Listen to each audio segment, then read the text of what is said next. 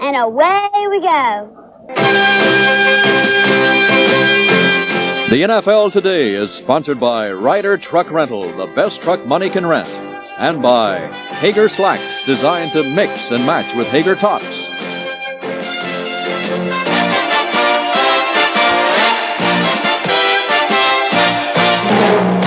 From Texas Stadium in Irving, Texas, here's Brent Musburger.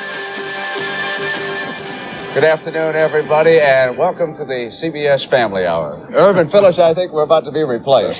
Well, Brett, we couldn't find better replacements than these three adorable children. As many of you were watching that Washington-Minnesota game yesterday, these three kids were warming our chairs for us. And this is Jennifer Staubach. You met her in the opening. She's the daughter of Roger Staubach, of course, quarterback of the Dallas Cowboys, and very excited young lady today. By the way, we want to thank them because they did a super job.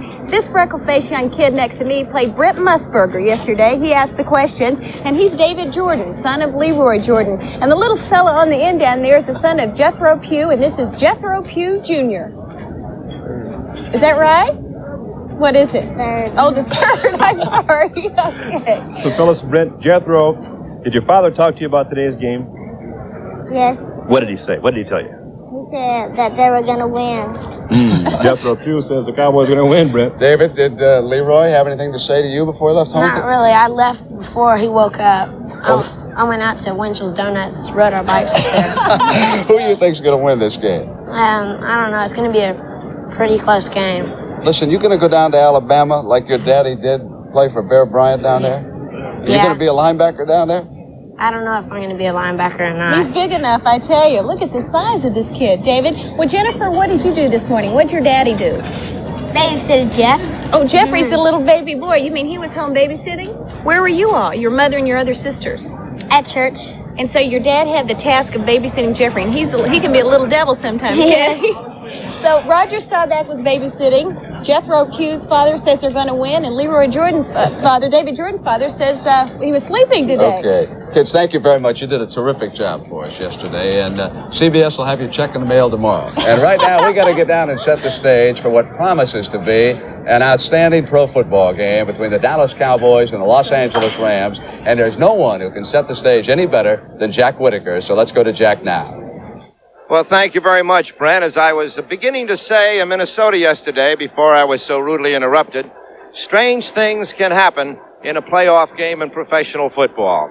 Vin Scully, in the dying moments of the fourth period yesterday, called to mind the evocation in Dylan Thomas's poem about the Redskins, who were then hopelessly behind. He said all they could do was rage, rage against the dying of the light. Well, indeed, what the Redskins did yesterday was to go gentle into that good night, and that was the most amazing thing of the afternoon, because that's not the Redskins' style. Neither was the obvious emotional uplift of the Minnesota Vikings, their style. So, strange things can happen in playoff games. Now we have another one here in Irving, Texas today. This is a game between two football teams that could have as an emblem on their helmets a question mark.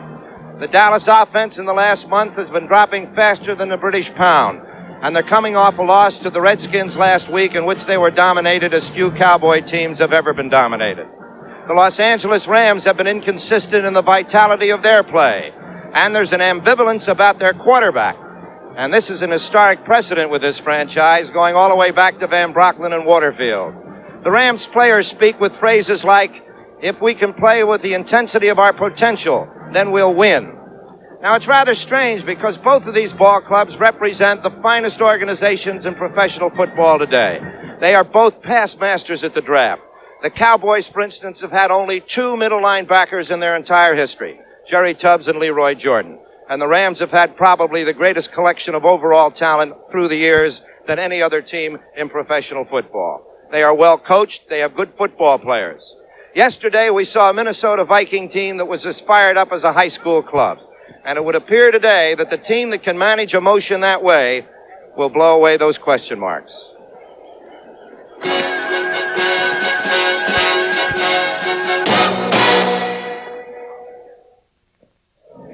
there are a couple of CBS announcers who are going to be eligible to vote if they broadcast many more games down here out of Irving, Texas. And, of course, I was speaking of the two gentlemen right behind me, directly across the stadium, who are getting prepared to broadcast the game, Pat Summerall and Tom Brookshire. So take it away, Sunshine Boys. All right, thank you very much, Brent. You know, they say that last year's game, in which Dallas just crushed Los Angeles in the NFC Championship game, doesn't make any difference, but I think it does. Well, the Rams feel that they have to play first down really tough on offense, so they don't want to get into the nickel defense situation. So, conversely speaking, the Dallas Cowboys have to play super defense on first down and then not allow the big turnover that the Cowboys got last year. You know? I was interested, Tom, yesterday as we attended the two press conferences with Chuck Knox and Tom Landry about their comments about the quarterbacks. Pat Hayden, of course, as I'm sure you know, will start for Los Angeles. But both of them said that the Los Angeles offense is such that the quarterback is not that important. Do you believe that? Well, Pat Hayden, though, in 60 completions, had 8 touchdown passes, an incredible statistic, really. And he's supposed to be cool. He's also supposed to be bright, being a Rhodes Scholar, and you wonder why he would want to recover in a week and come in against the Cowboys, but he's a very good quarterback. I thought Chuck Knox had another very interesting comment when he said, people say we're predictable, but those people who keep saying we're predictable, we keep defeating. And they really have. And the other thing is that we're all nervous. The stadium's nervous. The players are not the least bit nervous. They've come here to play football. It's rather interesting. It's going to be a good one. We'll go back to Brent Musburger now.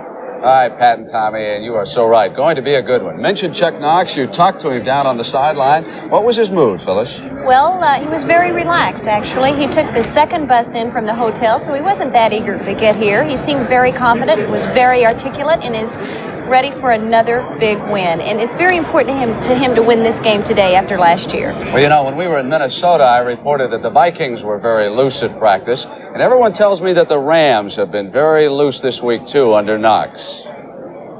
Chuck, this is a very important game for you and your guys, and I'm sure that the morale's flying high today. Well, no question about that. I think that any team that gets into a game like this, the adrenaline's going to flow, and there's going to be a lot of emotion out here today. Everybody watched the game last year, and of course we all know the results. Are you looking for revenge this year? We're not looking for revenge. We just like to win the football game. We've forgotten what happened last year because last year's history, and we know we're just going to have to play a top-notch football game to defeat a very great Dallas Cowboy team. Are you going to do anything any different? Now, can you give me a little tip before the game starts, Chuck? Well, we always have something different in every game. Sometimes it's noticeable, particularly if it works. If it doesn't work, then it's not so noticeable. But every game that we go into during the regular season, we have 1 or 2 wrinkles based on what we think our opponent is going to do. So we'll have a few wrinkles today. Pat Hayden, is he 100% in there? Well, he's not 100%, but he's well enough to play. And, you know, football's a game that sometimes you have to play with a little bit of hurt. And he'll be playing with a little bit of hurt today, but he's a fine young man, has a lot of courage, and I know he'll do his job, and if the rest of our players do theirs, I think we'll be all right. Now, listen, you walk along the sidelines, okay? You really do a number along here. Bud Grant wears his headset. You don't wear anything. What are you thinking when you're out there? Well, I'm just thinking about the situations that come up in the game. I'm talking to my coaches who have the headsets on, and they're talking to coaches upstairs, and all I have on is a hat like Tom Landry, only my hat says Rams on it. But you smile a little more than Tom sometimes. Well, sometimes when things go well, I do, and hopefully maybe there'll be a little something to smile about today. You don't get uptight, in other words. Well, I get uptight. It's inside of you, but you have to control it on the sideline because your players are going to reflect you. And if something happens out there, that a bad break or something that goes against you, you can't show a whole lot of emotion because your players are going to reflect it. You just have to say, well, if we made a mistake, somebody else is going to have to pick it up and come up and give us a big play, and we're going to get it back some way, somehow. One very quick last question. Shirley, your wife, and the family, do they go through all this emotion and pressure along with you? They sure do. I just talked to Shirley before we left the hotel. That's the last thing that I do anytime we're on the road. And even when we're at home, we stay in a hotel the night before, and the last thing I do before I leave is I call her and tell her to give all the kids a hug and to hang tough. And she gives you a good luck kiss through the phone, huh? That's right. Okay, thank you, Chuck. Good luck to you today. Thank you so much. All right, Irv, the contrast in personalities. Knox now with Tom Landry. Landry an X's and O's kind of guy. Well, he is, Brent. Of course, everybody knows Landry is a defensive genius, but I was curious about his flex defense. You know that Chuck Knox talked about having a few wrinkles today. Well, Landry has what he calls a coordinated defense, and that should negate those wrinkles. But I think you'll find this piece we did with Landry very interesting. I know. I found it very interesting because I keep hearing announcers and colormen say flex defense. Well, what is a flex defense? Well, sit back and Irv Cross will tell you. Doomsday, a fitting nickname for a defense and an accurate description for these Cowboys. If one word told all, doomsday says it for Dallas.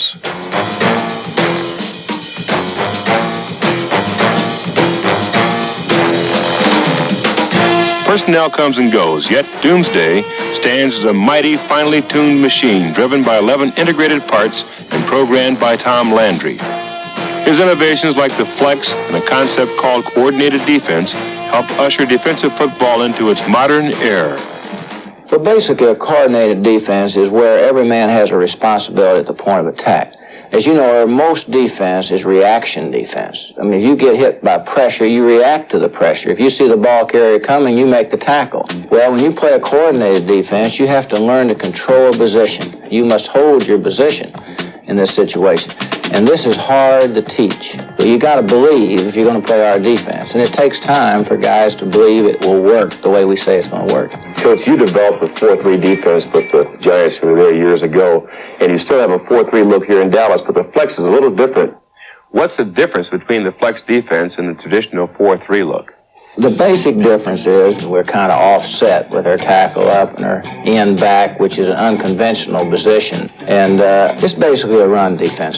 When we want to rush the passer in a passing situation, you won't see us in a flex. Basically, the man that's up is penetrating most of the time. I mean, that's his idea, destroy. You know, that's his pattern. And with all the variations that we have, a lot of times we'll just shoot that tackle across the line quick, which means he can almost beat a center's block back on him or tackle angling down on him. Where the end is off the line, is usually set back, he's a cover-up guy. You know, anytime you send a man in strong, you better be able to cover him up someplace with linebackers or linemen. And this is basically the coordination that we have. So all we've done here now is to create a situation now that they've got to figure out where we're going to go on the snap of the ball. And that's always the best way to do it. Because if you line up in the defense early and you put in a situation where they're not sure which way anybody's going, they have to hesitate just a minute and they don't unload on you with that full power, you've got an advantage on them. And that's what you've got to do defensively. Tell you, Phyllis Nerve, I just saw Santa Claus come into the room with that big smile on his face. I think he had Pittsburgh today. The Steelers routing the Baltimore Colts 40-14. So next week, the finals look like this. The first game will be on CBS, and of course, it'll match Minnesota against the winner of the game you're getting ready to watch right now. And the second contest, Pittsburgh against Oakland. And what a war that should be. We're going to be right back as Phyllis George interviews the commissioner, Pete Rozelle, in just a moment on the NFL Today on CBS.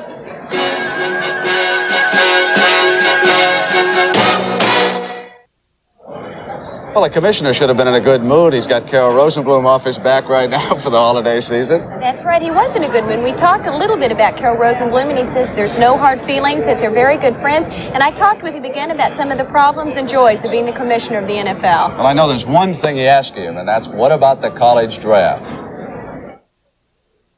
Commissioner, I understand you've had this lifelong fascination with balloons. Is that true?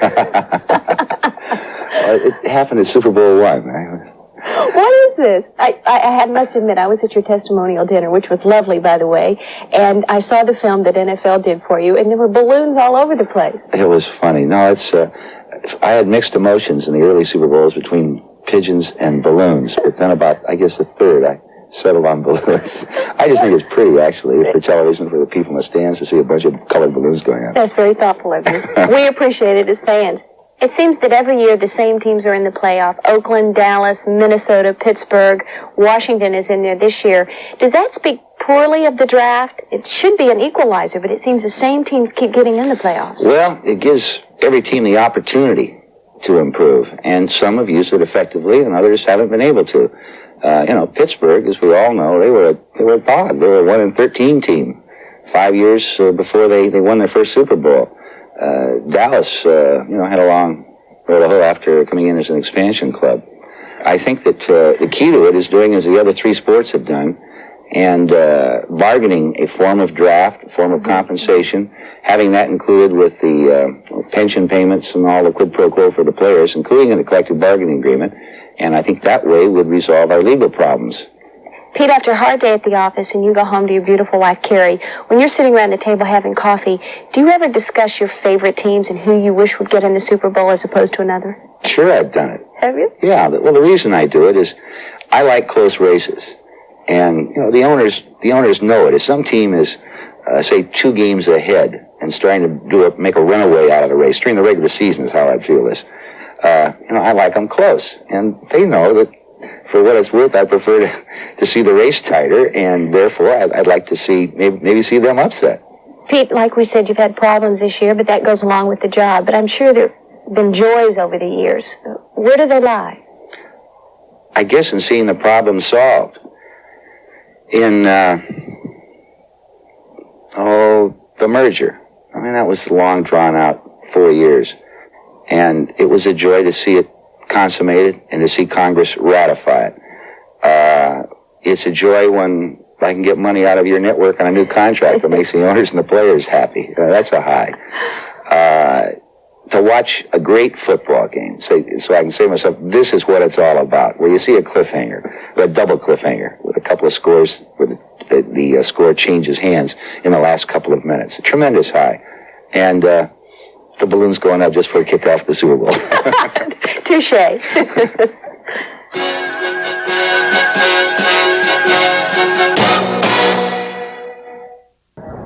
What have we got? All right, Jimmy, come on in here now and give us your pearls of wisdom on this game matching Dallas against Los Angeles. Well, Brent, these two teams are so equal in so many categories. Of course, the big point of the Rams is their running game, and the big point of Dallas is, of course, Roger Staubach, who scrambles and runs, which, of course, upsets the Rams a little bit.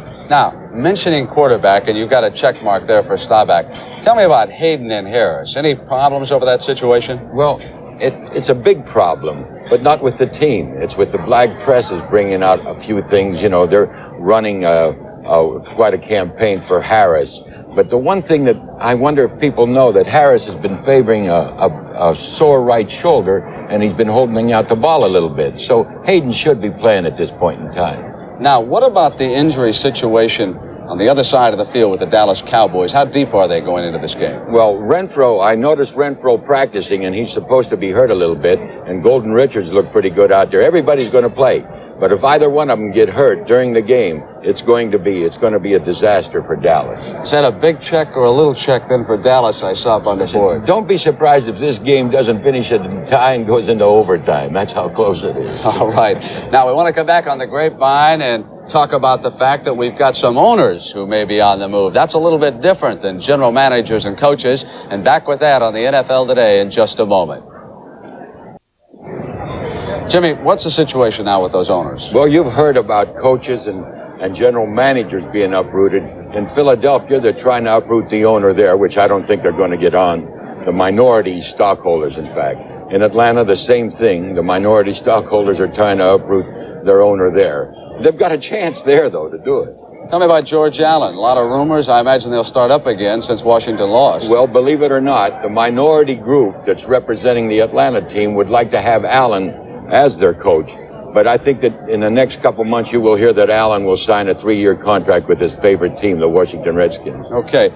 Jimmy, unfortunately, I have just been handed a story out of Baltimore which says that a single-engine plane crashed into the upper deck of that stadium 10 minutes after the game ended. And the first reports are that no one was seriously injured. Now, we're checking on the pilot, and before we get this broadcast over, we hope to show you pictures of that from the stadium in Baltimore. So again, a plane has crashed into the upper deck in Baltimore, and first reports are no casualties. And the NFL Today will continue on CBS in just a moment.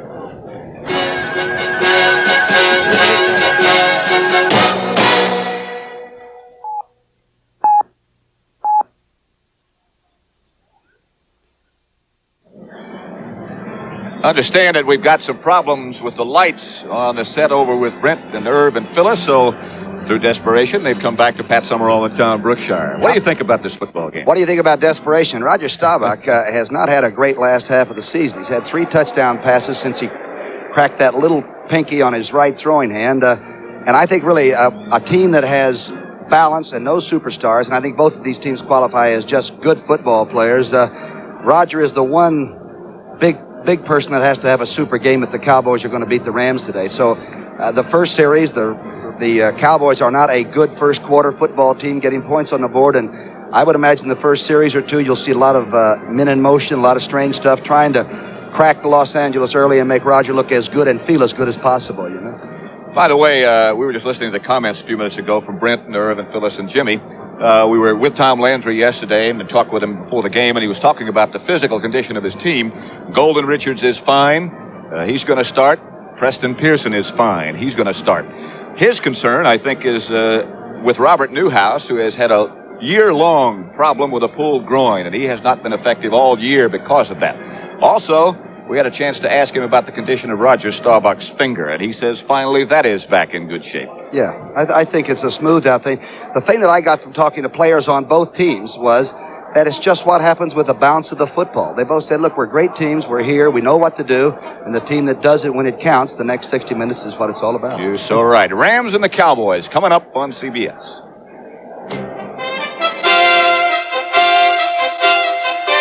The NFL Today is sponsored by Ford and your local Ford dealer, who say when America needs a better idea, Ford puts it on wheels. Light beer, everything you always wanted in a beer, and less. And by B.F. Goodrich, where selling great tires isn't enough.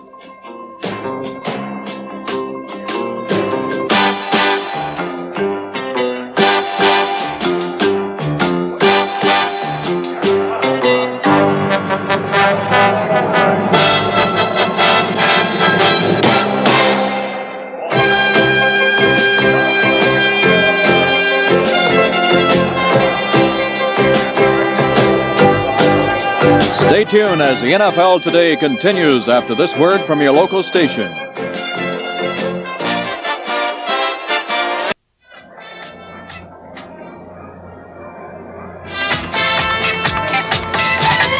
That is Texas Stadium in Irving, Texas, and it's sold out for the match between the Rams and the Dallas Cowboys. The Cowboys obviously the home team with their record of 11-1, and the Rams 10-3-1. 71 degrees is the game time temperature. And this, of course, is always a very attractive place to be.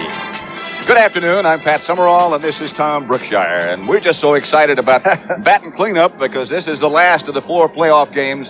We just expect this to be super. From here, it's on to Minnesota for one of the two teams. And the strange feeling I had talking to players, the last couple of days here in Dallas is that they would play it for nothing. And in a world where we're very much cognizant of what the big salaries are, that has nothing to do with it today, believe me. There is, of course, that always present factor of last year's humiliation in the NFC Championship game by the Cowboys over the Rams, 37-7. They say they don't worry about that, but they do. They do. The Rams have never won a playoff game on the road, and they must love the Coliseum a lot, but what they don't like probably is foreign turfs and things. Now, this is a rug. This is an artificial rug here at Texas Stadium, and I'll tell you, the Rams just don't play well when they're off natural grass. It'll be interesting to see. You know, Tom, there's one very unusual statistic that you pointed out to me this morning. The difference in the effectiveness of the 2 Ram running backs, Lawrence McCutcheon and John Capoletti, on artificial turf. Right now, let's go back to Brent Musburger. All right, Pat and Tommy, thank you very much. I want to update that story that I touched on briefly. There is the plane that crashed into Metropolitan Stadium in Baltimore 10 minutes after the conclusion of the Baltimore Colts' loss to the Pittsburgh Steelers. Now, the first reports are no casualties. The stadium already had been emptied out, so the crowd was on its way home. We're checking on the pilot, and we're going to also find out exactly how many passengers he had on that plane. And again, that happened about 10 minutes after the Pittsburgh Steelers defeated the Baltimore Colts 40-14. We'll update that story now at halftime. Right now, let's go back to Pat Summerall and Tom Brookshire. All right, Brent, thank you very much.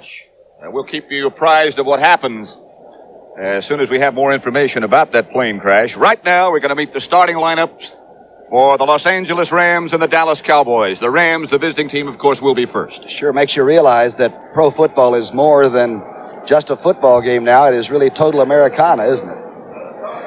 And here we go with the Ram defense. And this is a guy many of us think should be all pro. This is number 90, Larry Brooks, and what a year he's had. People have to double him. Therefore, Merlin Olsen and other people get away with a lot of things in the line of scrimmage. And next, of course, the great one, Merlin Olsen, who has announced that he'll retire. Isn't that what he said to you yesterday? Yes, and he'll probably come up to the television booth, and he's in his 208th game. Incredible. A rather loose and free spirit is number 89, Fred Dreyer, the right defensive end. A great pass rusher and quite an interesting fellow. And that is putting it mildly. The other defensive end, number 85, a guy who likes to hunt and a guy who likes to track down quarterbacks, too, Jack Youngblood. Scary is about the best way to say that about Youngblood. And the linebackers would be next. Youngblood still jogging out between those Dallas cheerleaders, and I bet he doesn't even see them. Here's Isaiah Robertson. Could play anywhere on a pro football team from tight end to quarterback. What an athlete. Great speed for a linebacker, and, of course, the Rams have a good crew behind that defensive line. The hacksaw, Jack Reynolds, number 64. He'll be in the middle. You've got to have a hard nose, and the Rams really have one. He looks serious about it, doesn't he? Always. On the other side, this is Jim Youngblood, number 53. Took the place of Rick Kay. No relation. Kay went out with a knee injury. No relation, as you almost said. But also scary. Right. Monty Jackson and the two Ram cornerbacks have had super years. Number 28 is Monty Jackson. 10 interceptions playing corner. He's only 5'11". At the other corner is number 49, Rod Perry. Defensive back out of Colorado. I guess where all the good defensive backs come from. There have been some great ones from there. One named Brookshire. Here is Dave Elmendorf. Great baseball player at Texas A&M and no slouch as a football player. Smart. And the other guy who sort of ties things together is number 48, Bill Simpson of Michigan State. He with the red beard and a serious face. And makes the big interception. He's a key man on the defensive team for the Rams. And the guy who has done such an outstanding job leading the rest of that team is Chuck Knox. And you look at the rest of the Los Angeles Rams of Carroll Rosenblum. 44 wins in 4 seasons. An average of 11 per for the man you see right there. And what a fine gentleman he is. And speaking of fine gentlemen, let's go meet some of the Dallas Cowboys, the offensive unit. Big John Fitzgerald, number 62. And he starts every play. Don't forget that. The shotgun means he's got to snap it. And you might watch that as the afternoon progresses because he does it with one hand and does it blind without looking. Here's number 70, the great right tackle, Rayfield Wright, who came up as a tight end. An earth mover. The other tackle, the veteran from Oklahoma, number 73, Ralph Neely. Neely against Fred Dreyer. Great match. You might see Neely in motion a couple of times today, by the way. From Stanford, number 61, Blaine Nye. He says everybody recognizes him, but nobody cares. We care. The other guard, number 68, second-year man Herbert Scott. He and Burton Lawless, number 66, will alternate, and they'll bring in the plays from Tom Landry. And they can block and they can pull for sweeps. Off a good year, number 89, Billy Joe Dupree, a deep threat and a good blocker as well. Gives the team everything he's got, all the time. Billy Joe, 6'4", 230, at wide receiver. Number 83 is Golden Richard. The fastest of all Cowboys, but he's got a hamstring. Butch Johnson will be in there if Golden can't go 100%. Looks like he's ready. He almost jumped to midfield. A clutch man, number 88. Drew Pearson.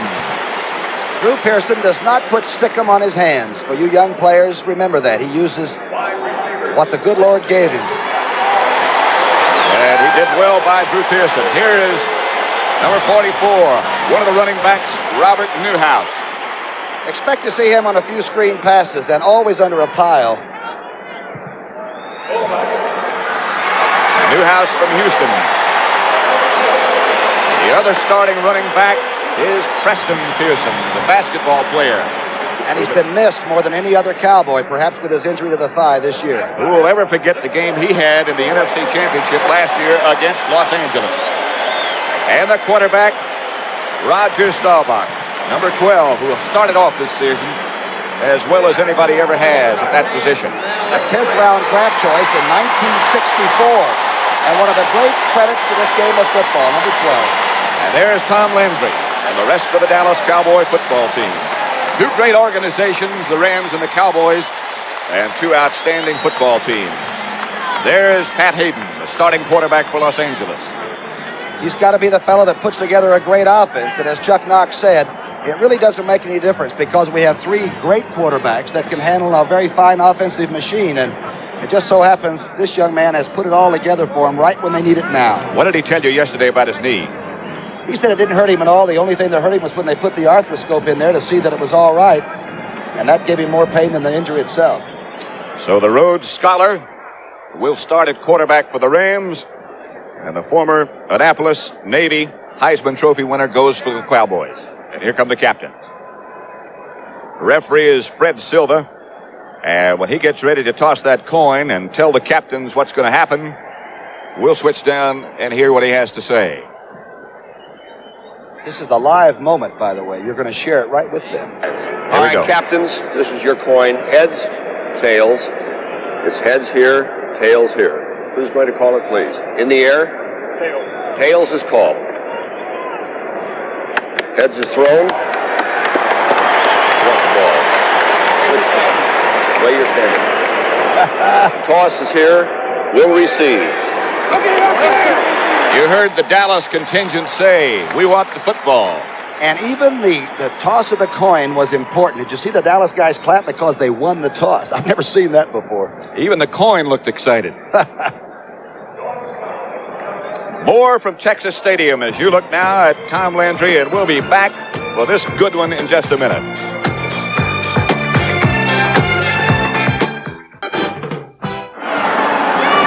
Dallas cheerleaders are ready.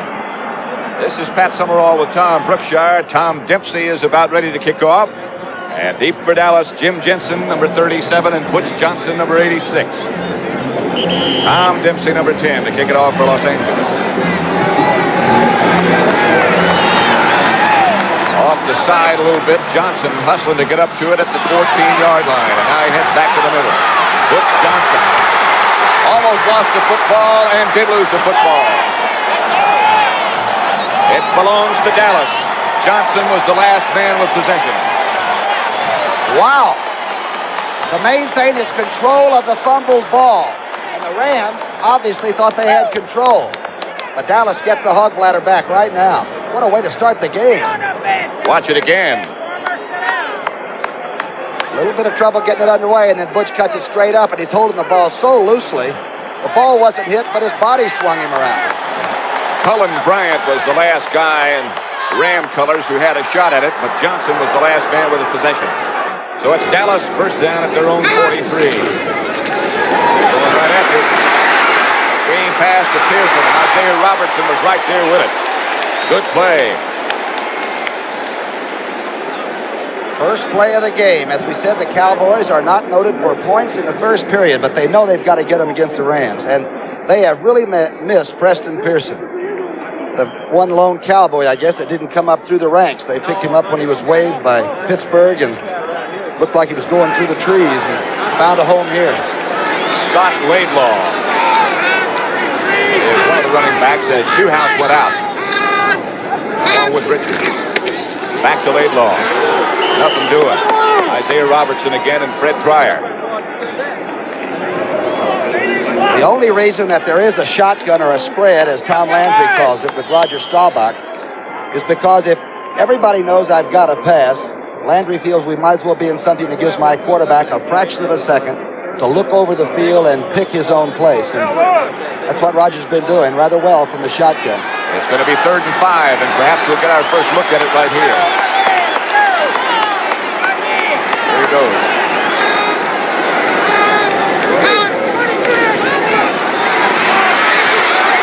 Overthrown. Fred Pryor put the heat on Roger, knocked him down just as he let it go. Rod Perry on the coverage, and it looks like the Cowboys are going to have to punt. Danny White, of course, is their punter. And that wasn't thrown away. That was just thrown badly. Deep for the Rams will be Cullen Bryant and Jim Bertelsen. Bertelsen, 45 at the right side of your picture. Cullen Bryant, the other. Cullen's had a good year running back both kickoffs and punts.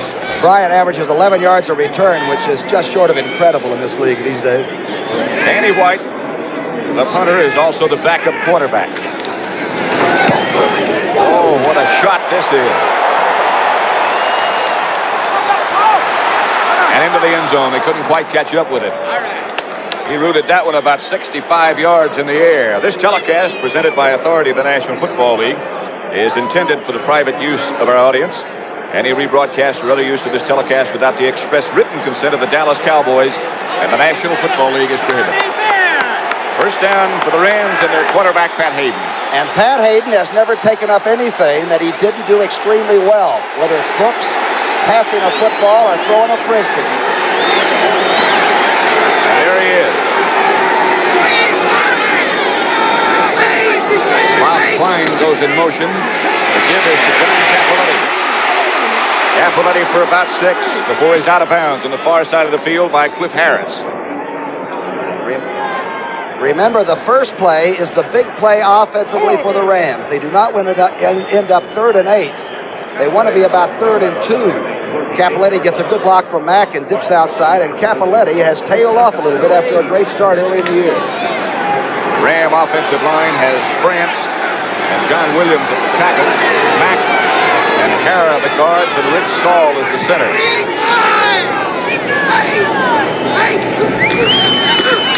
Cappelletti again. Stopped by Bob Brunig. Not quite enough for Los Angeles first down. Or perhaps it is. Yes, it is. The indication by Fred Silva. And when they put it down, he got to the 30.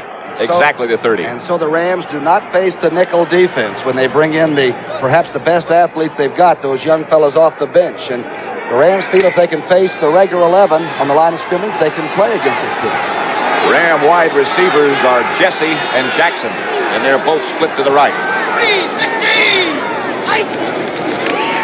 McCutcheon. Horace McCutcheon with trouble from Harvey Martin after he got about 2. Charlie Waters was really forcing quickly. Number 41 was across the line of scrimmage before the ball was in McCutcheon's hand. The Dallas defense right now has Martin and Ed Jones at the ends. Larry Cole is one tackle and Jethro Pugh is the other. Linebackers are Jordan Brunig and D.D. Lewis. Cappelletti again. Chased by Martin and down by Martin. Back to the line of scrimmage. Back to the 30. It's hard to run outside Harvey Martin. It's actually hard to run inside Harvey Martin. But watch them when they try to get out. You see McCutcheon getting help from Klein on the outside man, and Harvey just beat his block. They have made the substitutions that Tom was talking about a minute ago, that nickel defense. They bring in Henderson, Hughes, Kyle, and Randy White. And they change the front. The quarterback doesn't know what he's going to see until he's back. 3rd down for the Rams. They need 10.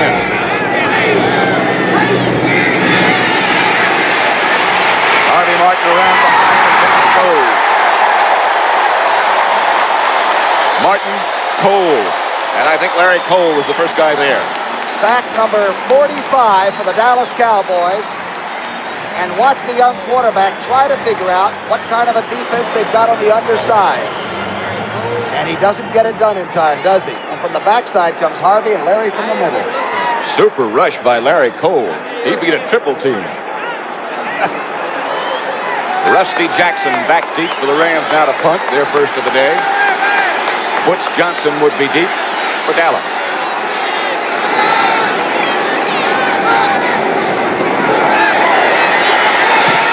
Good kick.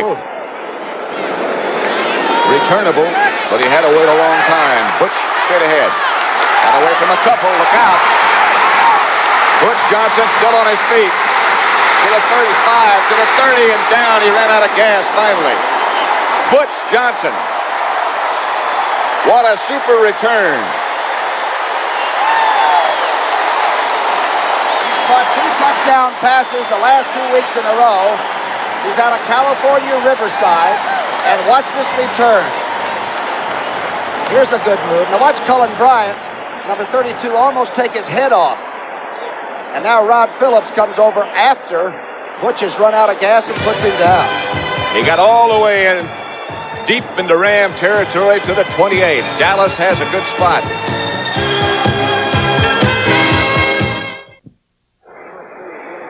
And the event you might not know, Pittsburgh beat Baltimore 40-14 this afternoon. So Daleville gets open, and the winner of this contest goes to Minnesota next week. And don't forget, Roger Staubach is a great playoff quarterback. He's been there 10 times before and won 7 of them. He has a first down now at the Ram 28. He gets to Pearson. Pearson inside the 25 to the 24. Bill Simpson came up, along with help from Isaiah Robertson. Pearson has that will-o'-the-wisp way of running that makes you think that he has no hurry, no problems at all with time to get into the hole. And a good reacting defense once in a while will allow some holes to open up a fraction of a second later if you don't force it. And Preston never seems to force. Right now, Preston is out, and number 21, Doug Dennison, has taken his place. 2nd and 6. Staubach in real trouble. And the Rams really converged on him. Larry Brooks, Olson, Dreyer, and Youngblood, all 4 of them. The Rams defensive line, Patrick, didn't even look at the fake. Watch Larry right over the center now. Take a double-team block and split it and come right on. Hacksaw Reynolds, the middle linebacker, fired, but they didn't care if the running back had the ball or not. So a 3rd down coming up. Pearson is back in. Laidlaw is the fullback. Drew Pearson goes to the right. Golden Richards splits to the left. And now they shift.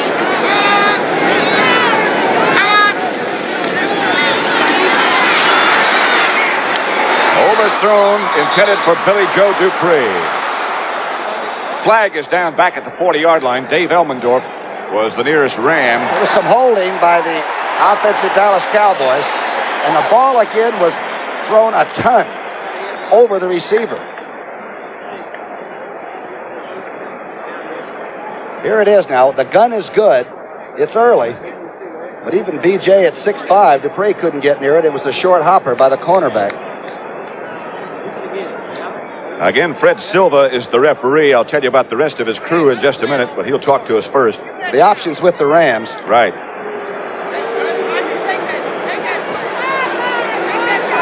73 offense, holding. Ralph Neely. Right. Now, remember the little shuttle pass that Dallas used so effectively in that playoff game a year ago when Roger shuttles it inside to a running back from the shotgun. The Rams have been worried about that thing all year, and I just have a feeling if it's tried, it's going to backfire. The Rams are worried about it so much, in fact, that they put it in their own offense. Right. 3rd down from the shotgun. Here we go. Staubach, ball slipped out of his hand. Drew Pearson is the intended receiver, knocked away by Elmendorf. Center fielder, and number 42 played it perfectly. He laid off the man and went over and swats a wounded duck right out of bounds. This ball is thrown, and it never even tailed. It just fluttered all the way. Watch the flutter pass. You won't see it from that spot, but Elmendorf went about 16 yards as the ball was in the air. Keep in mind that Dallas, after that punt return by Butch Johnson, had a first down at the Ram 28, and they got nothing. Danny White is into punt, or is lined up in punt formation, I should say, because he threw a pass for a clutch first down earlier this year, and for the corner. Benny Barnes is down there with Henderson, and they kill it, I think, at the 1-yard line. What a play by Thomas Henderson. And what a call by the official, and he was right there. In fact, watch this shot, Pat. Watch 56. It's a spike. And the ball stayed inbound.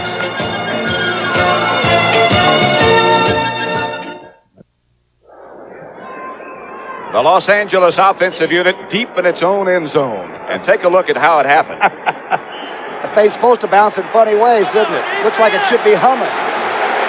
Thomas Henderson knocked the ball down just as it got to the corner of the playing field. It's Rams 1st and 10 at their own 1. Just over 9 minutes left in the first period. Pat Hayden with a quarterback sneak. Got a little room for himself.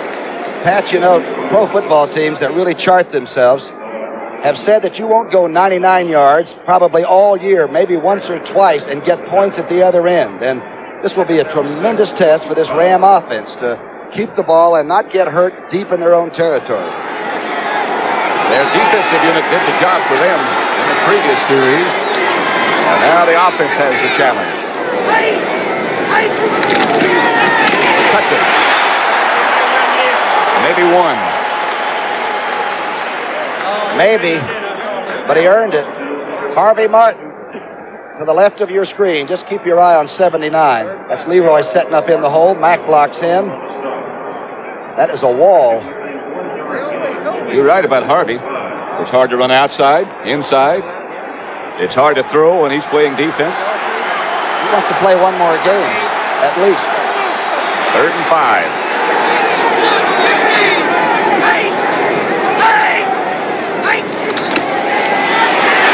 It's McCutcheon. And again, it's the Dallas defense.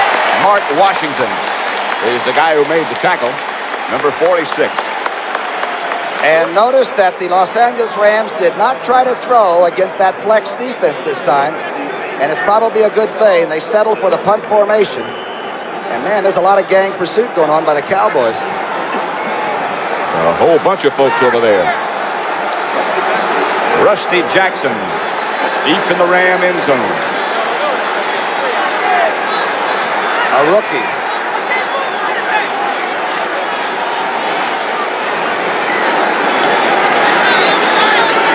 Pressure on the guy who snaps the ball, too. In this case, it's Jack Reynolds. They're going to have to take a timeout. Almost over his head. Almost blocked. But not as good a kick, and Johnson goes up with the fair catch signal at the Ram 45. On New Year's Day, CBS Sports presents the prestigious Cotton Bowl with the undefeated Maryland Terrapins taking on the Southwest Conference co-champion Houston Cougars.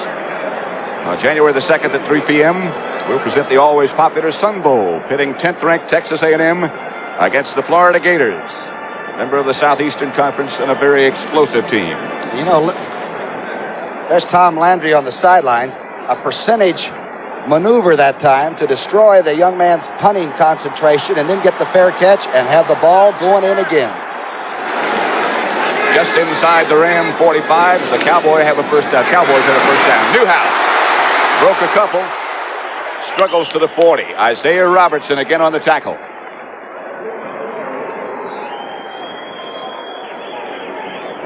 One of the Dallas fans, I guess, not too happy about things at the moment. What's the blocking on that last play? Let's watch this now. This is an outside play. They keep Dreyer inside. Neely does a pretty good job with the Apache toe hold there. Roger is 1 for 3, but that was that little slip screen affair the very first time he threw it. 2nd and 6, a 4-yard pickup by Newhouse. Cole and Richards. Roger threw it high. Richards had to get airborne, and Bill Simpson cut him down. And Roger almost got Golan Richards hurt. The ball was thrown high and makes the receiver very vulnerable right at the moment when Jackson was going to stick him right in the ribs. I think Golden was aware of that. I think Golden might have felt the presence of the Ram defense. Watch the young cornerback, and the ball's thrown up there. Boy, a receiver hates to be there. Cover up the ribs. So it'll be 3rd down now for Dallas, and they go to the shotgun. Rams don't blitz. Staubach fires to Pearson. He's got a first down. This is Preston Pearson. The closest Ram again was Simpson. His 24th reception, and we're trying to figure out where 26 came from. Watch this now. I told you he's slippery. I'm telling you, Simpson's off of him by 6 yards. And you always wonder where he came from or where he's going. And how he's going to get there. But he always seems to. It'll be a first down for Dallas. 5.5 minutes left first period. Ball on the 27-yard line. An inside handoff to Newhouse did not fool Larry Brooks. Oh, a misdirection that I imagine Newhouse will go back and ask Roger if he's mad. I tell you, Larry Brooks is something. He demands double blocking by the offense. Allows Berlin Olsen to have a little bit of freedom and be able to use the stunts, but number 9-0 is something else. Chuck Knox looking on. That's Ron Jaworski. one of the three Ram quarterbacks next to the coach. 2nd and 9. Intended for Golden Richards. He was open, but again, the pass was not there. And the blitz was on. And the Rams got pretty good lanes that time for the blitz. They're getting very quickly into the lanes. And that's the secret of a blitz. Tom Landry knows that. You've got to seal them off. If you can catch the team blitzing, you might have some scratching on defense. But that time, Roger had a problem. Scott Laidlaw checks in, number 35. The good pass receiver coming out of the backfield. Roger is 2 for 6 now. Billy Joe Dupree coming out to the left. Golden Richards also out to the left. Pretty good rush. Staubach got tangled up with Blaine Nye, but the Rams put on the pressure. Mr. Merlin Olsen, number 74, okay? 16 years, this guy out of the mountain country of Utah had just been doing it. Now watch number 74 to the left center of your screen. He locks up with Blaine Nye, who's a super offensive guard. Makes his move.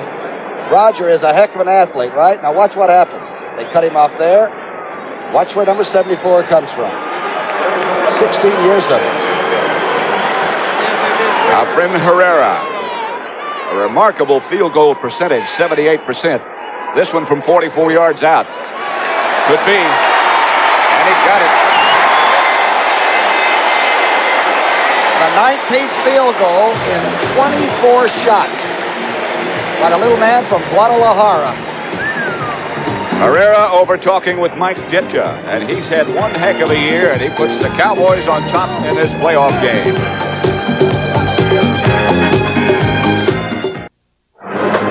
7 plays, 44-yard field goal by Herrera. Makes the Cowboys 3. The Rams nothing, with 4 minutes and 2 seconds left to play in the first period. They had 2 shots and got 3 points finally. You need more than that. Herrera. Cullen Bryant in the middle and the back for the Los Angeles Rams. We're going to watch Thomas Henderson. It'll be Bryant. It's a good kick. Chases him about a yard deep into his own end zone. But here comes big Cullen Bryant. Oh. And big he is, about 230. Came out of Colorado at about 190, and somewhere the metabolism changed into that. He bench presses about 400, and he's the outstanding kickoff return guy of the entire league this year. And the guy who made the tackle might be just as strong as he is. There's Randy White. Yeah, that's got to be a real standoff. Emotions near the boiling point tomorrow as a pregnant Summer Johnson makes a fateful decision on executive suite. The drama begins at 10, 9 Central Time here on CBS. Bob Klein in motion. Lawrence McCutcheon back to the weak side is cut down. Leroy Jordan. Aha, pretty nice little play. The tight end goes in motion, so that becomes the weak side of the formation. The linebacker now, Brunig, should move in. And instead he moves out. Now he's got to cover outside, but not that far. And Capoletti wedges him out to the sidelines. And number 30, don't give him too much room. McCutcheon over 1,000 yards again this year. Here comes Klein in motion. Well, just changing sides, I guess. Charlie Waters comes with him. Waters got pinched inside. A flag goes down. McCutcheon runs into Gregory. Benny Barnes forced him back inside. It's like offensive holding. Charlie Waters got up trying to make the call for the officials. I'll tell you, Hara, the big offensive guard, ran into Benny Barnes, and the defensive secondary man got the best of the shot. They really exchanged on the line of scrimmage. See what Fred Silva has to say about this violation. Leroy's going to help him. Or make sure he knows what he's talking about. It's going to seem strange to be doing a football game without saying Merlin Olsen and maybe Leroy Jordan, isn't it? It's strange for them, too. You get used to the life. Let's hear what this call is and who they caught. 81 offense, flipping, 2nd down. 81, of course, is Jesse. The flanker trying to do a job. Let's watch this now. Watch the left part of your screen.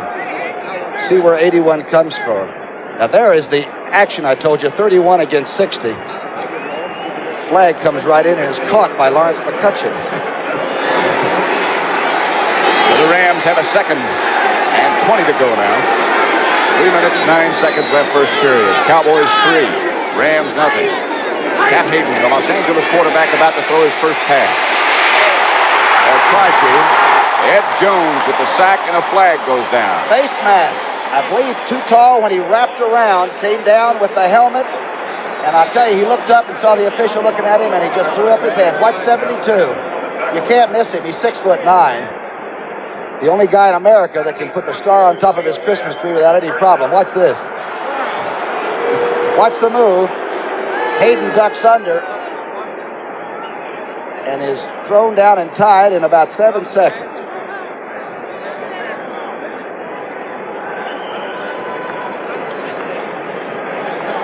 The official is right there with it. And it's an automatic first down. Ball still goes back to the 15-yard line.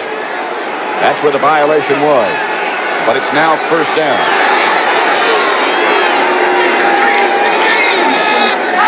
Line again moves. Capoletti runs. This time now, D.D. Lewis played the run that we saw Brunig have a little problem with earlier.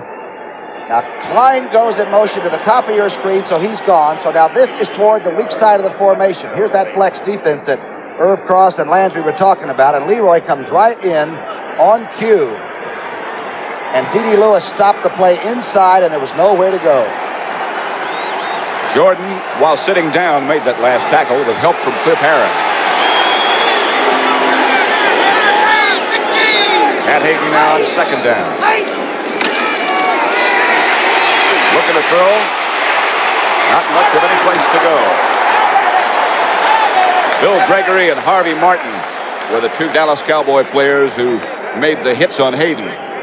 Young man's having trouble getting the ball off, and he can pass. Now, let's see how 79 gets into it. I don't know how he comes from the other side of the line. He's in the right part of your screen, bouncing off McCutcheon and Mack, and almost got a real good shot at Pat Hayden. That would be a dangerous way to spend this Sunday afternoon. And now on 3rd and 5, the Cowboys make those sophisticated defensive changes. Randy White is lined up as a lineman in the position of the left tackle. Might watch him go. Hayden. This one's caught by Harold Jackson. Pretty good throw. Good blocking up front. And that's the one the young man needed to air it out a little bit. Here's Harold Jackson. He weighs 174 pounds, dripping wet. And as we've said before, he doesn't even make prints. And on this artificial turf, he doesn't even make a sound. He's so quick. Let's watch the blocking. There's Randy White, Pat talked about, right in the center of the screen. They got him on the line of scrimmage. Not too much penetration. He could see what was happening, and he delivers. They handled him well, and he got the first down completion. 55 seconds left first period. Still Dallas 3, Los Angeles nothing. Hayden fakes the draw and sets up the screen to Capoletti. Jordan pushed him out of bounds, but it's another Ram first down. Now remember, the Ram quarterback is getting the signals waved to him from the sidelines, which in turn are coming from upstairs. And what looks to me and you like a simple scratching of the neck or something by the coaches tells the young man Hayden what kind of a play and really in detail what's going to happen. There's the number 1 Cowboy rooter. He probably just got out of jail in time to make the game. He's in good company. First down. Capoletti to the weak side. Charlie Waters got away from the block and finally tied him up. But a pretty good effort by Capoletti. Got about 3. There are the signals. Going to Pat Hayden. And he might not even be the one giving them sometimes. They get pretty clever about how they do it. Looks like he was making a peace proposal. Chuck Knox says, when answering a question, if people pick up your signals, the opposition, he said, sometimes we don't even pick up our own signals. 2nd and 9 situation now.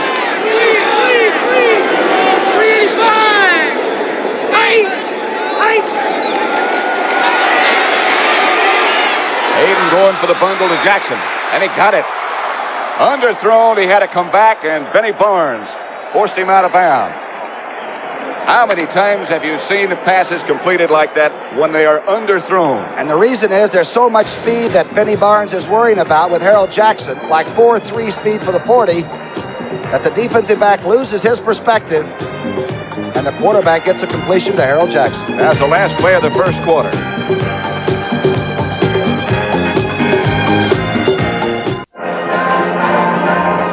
The preceding announcement was brought to you as a public service by the National Football League. Boy, we're doing some good things these days. I appreciate it. It is 3-0. Dallas over the Rams. You're looking at the first play about to unwind in the second period. The Rams on the move after that completion from Hayden to Jackson. Lawrence McCutcheon looking for some place to go. And on that cutback, he got some good yards. Stopped by D.D. Lewis. McCutcheon has the great knack of being able to accelerate on the break. Few athletes have that kind of a smooth running gait. He's from Plainview, Texas, which might not endear him to the people here, but boy, I'll tell you one thing. He comes to play from the opening preseason game till whenever that last one is. Hayden's got his signal and has his play called. 2nd and 6. Ball on the Dallas 9 now. Capoletti inside the 5. Wrapped up and pulled back. Harvey Martin and company, helped by Larry Cole, finally stopped him. Take a look at what it looks like in slow motion. Inside drive. Good block by Hare on the right side on Too Tall Jones. And Capoletti manages to get pretty low. And as they say, he doesn't have any handles either. Look at Harvey and company working on it. They break the huddle and come up with 3rd and 2. Make it 1. Make it 2.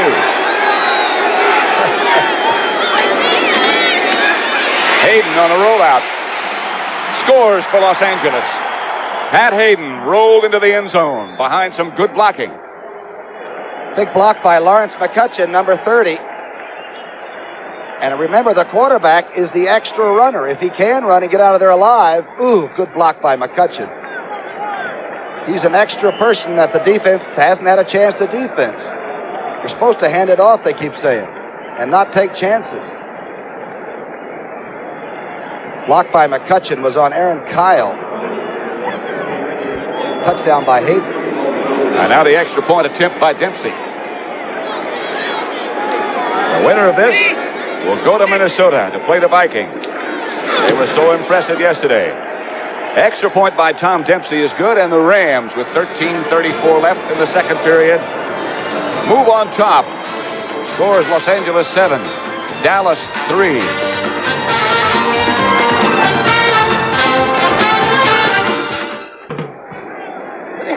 The big play in that drive was the pass from Hayden to Jackson. And then Pat Hayden rolled into the end zone for the touchdown. Tom Dempsey to kick off. Line drive kickoff, fielded by Butch Johnson at the 11. Butch again has got some good yardage. Butch Johnson comes all the way out to the 32. He's tackled by Steve Priest. The Cowboy offensive unit trots on the field, down by 7-3. And Roger is now 2 for 6 for 17 yards. You might recall that he had an awful time throwing against the Washington Redskins a week ago. And Roger has to set the tempo for this offensive team. There is no doubt about it. At the 32.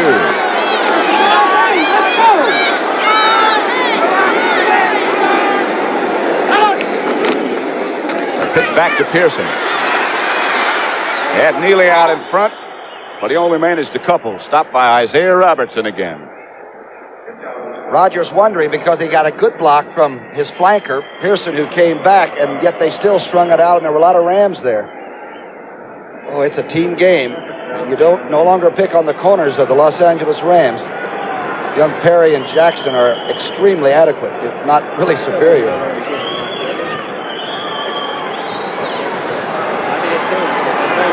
Second and 8.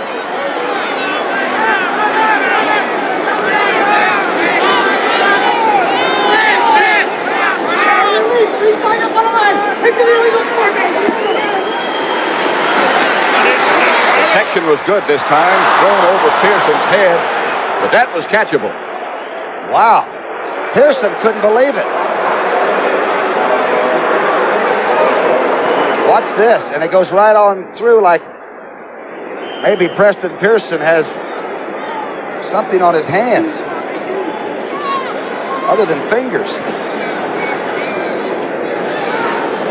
Pretty good pass blocking, too. Watch Freddie Dreyer now, the vroom vroom man.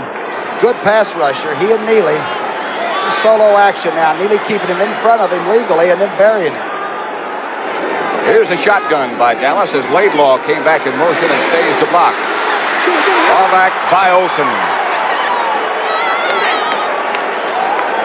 Because of Larry Brooks. Merlin and Brooks. Brooks chased Roger back right to number 74. Watch this. Watch the two right center and left center of your screen. Number 90 and 74. There he cuts him off. Gets rid of the blocker. Like a chorus line. The two tackles converge. And Olsen picked up the sack. Danny White is deep. Did a couple of really spectacular punts already. This one's not too shabby either. High kick. Colin Bryant fields and Thomas Henderson. What a job he does. Hollywood Henderson, number 56. A flag is down. It's going to be against the Cowboys, and I think White will have to come back and do that again. There's the hit by Henderson.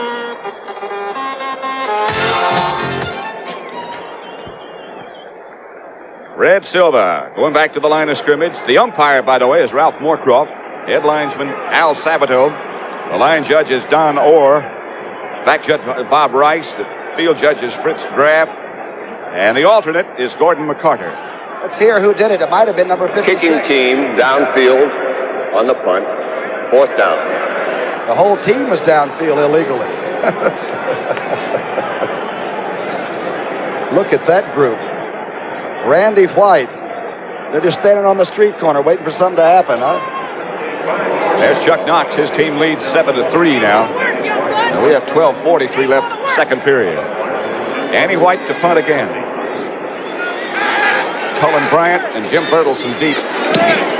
This one not quite so good. Bryant feels it. Henderson overran the play that time. He gets back into Dallas territory to the 47. Jay Saldy made the tackle. And so the Rams will take it over in pretty good shape. They're going to mark the ball at about the 45.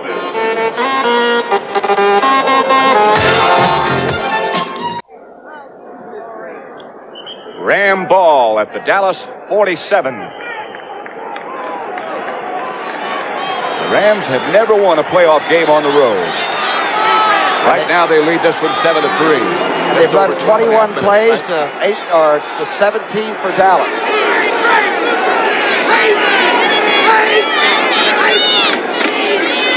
This is Lawrence McCutcheon. Had a pretty good hold, but stumbled, and Leroy Jordan made sure he stayed down. Boy, Doug France, that monstrous offensive left tackle, really drops Larry Cole. Watch the left part of your screen. 77 will block down on 63 and just do a job. Klein gets his block. A little bit of an opening there in that Dallas defense, I'll tell you. Leroy Jordan came over and made the seal. And it's second down and 7 yards to go now for Pat Hayden's offensive unit. McCutcheon's going to try the same spot. Again, he got some good yardage. Got a good hold. Got good blocking up front. Jack Youngblood on the sideline, the defensive end. Cliff Harris and Charlie Waters, the two safety men, converged to make that last tackle. Very important that you mention that he's resting because the Dallas defense has been on the field an awful lot of the time already. Ball at the Dallas 39 now. Rams 7, Cowboys 3.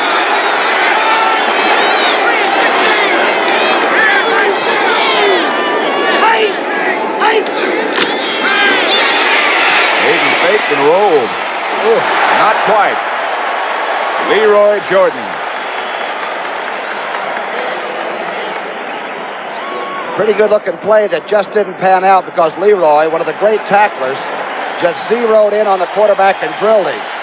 To the top of the screen now are Jesse and Jackson, so this is definitely the weak side, and Harvey Martin just inside a little bit. Watch Leroy's tackle. Feet apart. Solid. Rusty Jackson is number 9 for the Rams, the punter. Butch Johnson is deep for Dallas. Rams still shuffling around. And now they tighten up. They think Dallas is going to try to block it. High kick by Jackson. Bounces at the 15 and comes out of bounds at the 17. Beginning Sunday, January the 16th, the Challenge of the Sexes returns with all sorts of new and exciting challengers from swimming to skydiving. We'll have super hustler Bobby Riggs taking on tennis great Althea Gibson and much, much more. And all that excitement begins Sunday, January the 16th, on the Challenge of the Sexes. Hello. Bob Klein telling them what time he'll be home tonight. Calling long distance, right? The pitch out is to Pearson. This time, he got airborne and was tackled by Dave Elmendorf.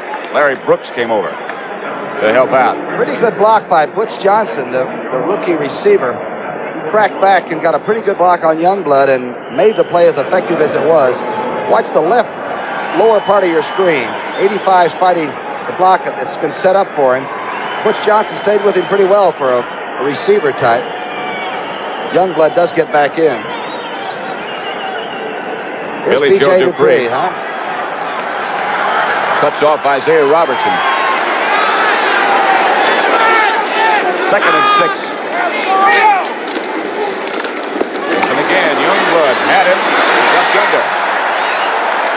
Youngblood was in the backfield and had him. Fred Dreyer came all the way from the other side to finally take him. Can you react too quickly? What's the right part of your screen? Left part of your screen. But Blaine Nye misses the block. Youngblood made the move so quickly. And there's old Slippery again. It'll be 3rd down. Tom Landry, as most of you know, I'm sure, calls all the plays for the Cowboys. But they shuffle players back and forth. They don't do it like the Rams.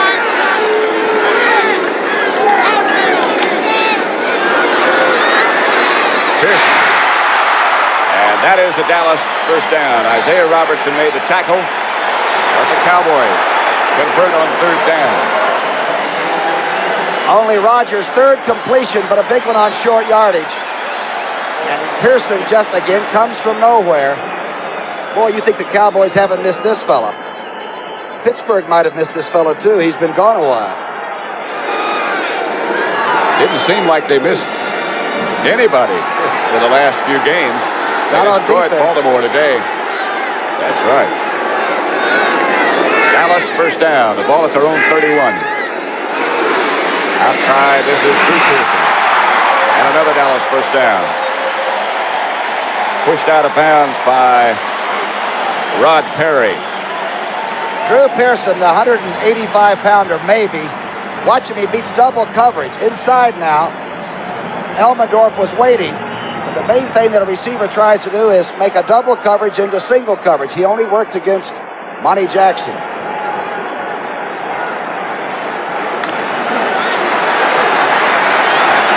Cowboy first down at their own 43. With 8 minutes and 10 seconds left before the half. It's 1st and 10.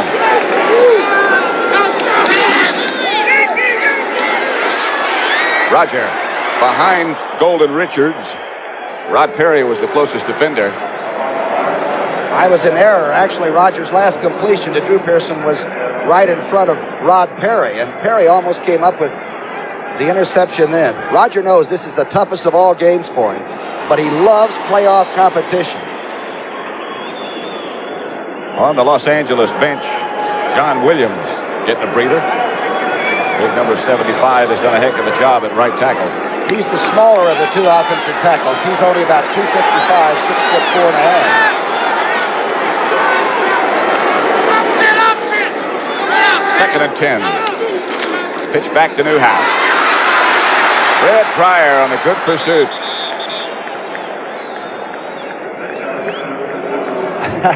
Newhouse, old Stumpy, was really in a hurry. He's sort of a direct line runner. You get a lot of Newhouse when you tackle him, but handling him is another thing. Dreyer makes a pretty good play on that one. There he goes. 5'10" and a ton. That's Dan Reeves standing in front of him, and then, of course, there's Tom Landry now in the hat. Wearing glasses. I don't think I ever saw Tom wear glasses before. On third down, Staubach drops deep. Laidlaw comes back with him. Intended for Billy Joe Dupree. He got a hand on it, but couldn't hold. Elmendorf was right with him. Boy, they both went together. It was almost a synchronized leap for the ball. Incredible. Let's take a look at this now and see what we see together from the L shotgun, as they say down here. Look at these two. Defensive players, 42. B.J. Dupree and he go together for it. Danny White and the rest of the Dallas punting unit come on now. He'll throw it. He'll run with it. And he's had 2 blocks. Cullen Bryant deep for the Rams.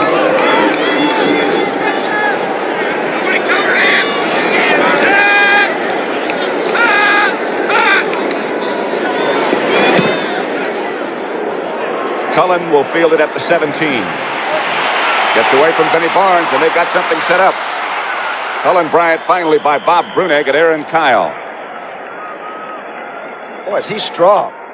Bryant just throws the first guy aside, and yet he's got balance. He just rips right through the tacklers. There's Dave Elmendorf coming over as the Ram offensive unit goes on.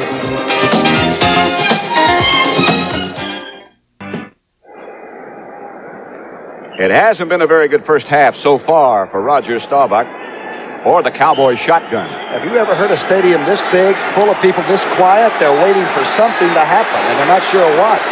About 65,000 on hand. The Rams lead at 7-3 with just over 7 minutes to go before the half. It's Lawrence McCutcheon, hit almost as soon as he got it by Bill Gregory. McCutcheon, of course, one of the top running backs in all of pro football. And Gregory, one of those fellows you don't get a chance to hear about because of Harvey Martin and Too Tall and Leroy Jordan and Randy White. But I'll tell you, 77, when he gets a play, he and Larry Cole make each of those plays count. Mark Washington is number 46. Mel Renfro normally would be there. Mel has a bad knee, and they weren't sure. They had to watch him warm up to see if he'd be able to play. Second down situation coming up for Los Angeles now. And Hayden drops the pass. Safety valve out to McCutcheon. Turned out pretty well, didn't it? A Ram first down. Good thing that young Hayden made the move that Chuck Knox wants him to. When you're in doubt and you're going to hit a flare back, do it early enough so you don't get a shot. Now watch the bottom part of your screen. Watch Harvey Martin and big Doug France. Each is 6'5". Now watch. Now France lets him go, and watch Harvey just pull up at the last instant. Good time to early release it for young Hayden. McCutcheon, I told you, is full go with the second step. Enough for a first down with 6 minutes and 17 seconds left before the half now. Rams on the move again. Hayden. They had a blitz on. He just throws it to Bob Klein, and big Bob Klein is met by Cliff Harris. Whoa. What a collision that was. What a tackle by number 43. And Klein went backward but made the first down. Now watch Klein check out. He's the tight end. The blitz is to the right. D.D. Lewis comes, and Hayden is a very cool young man. Don't put him in that rookie classification. Not fair. Just dropped it off to a tight end who really gets shocked. Still enough for a Ram first down in Dallas territory now at the 45. Clock ticking away. Scores Los Angeles 7, the Dallas Cowboys 3. Straight ahead is John Capoletti. He surged for about 4. Harvey Martin made the tackle. Couple of good Ram running backs. Speaking of running backs, we had a visitor before the game. Guy I hadn't seen in a long time. It used to play with the Colts. L.G. Dupree. Long gone Dupree came in. And now we're seeing the second generation. His kid over at Texas Tech is some kind of a football player. Also had a visit with Billy Vessel. Another pretty good one, I'd say. And Dwayne Thomas. On second down, here's one of the better ones, Lawrence McCutcheon. Leroy Jordan was the guy who made the initial contact. Let's take a look at the play. They pull the left tackle right out of your screen. Watch 77 will pull. Mack takes the inside. Good block on the outside, but good recovery. And a tough tackle not quite completed by Leroy Jordan. Dallas bench is pretty quiet right now. Billy Joe Dupree looking on. The cheerleaders trying to get something going.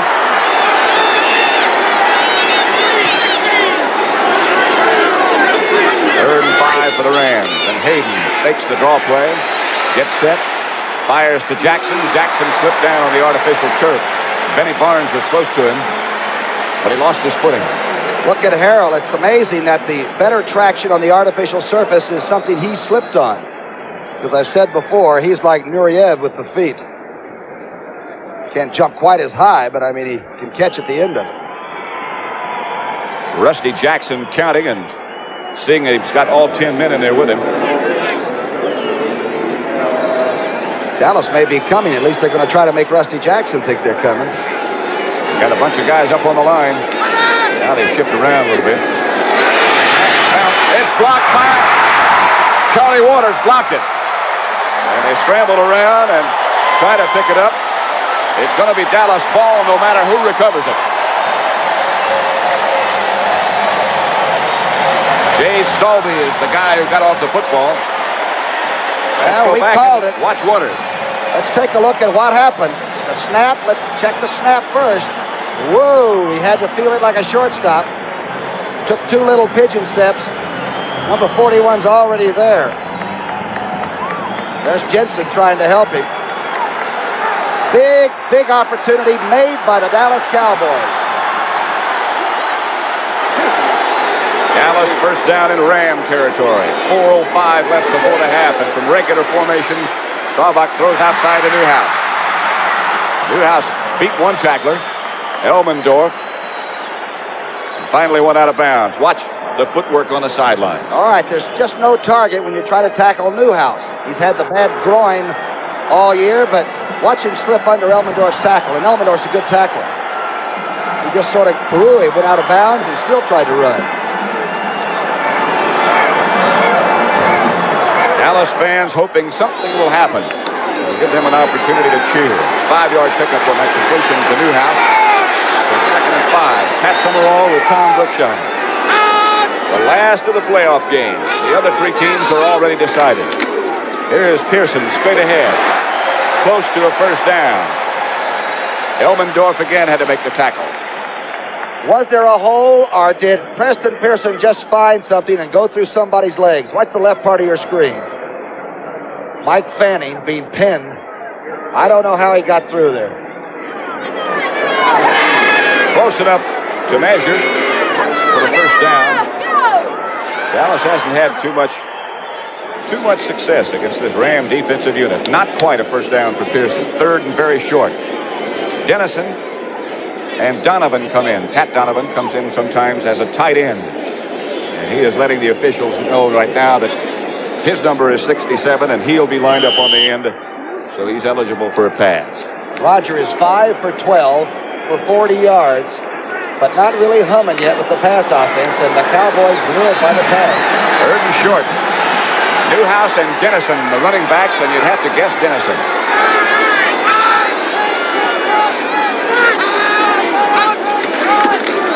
Dennison straight ahead, first down, Cowboys.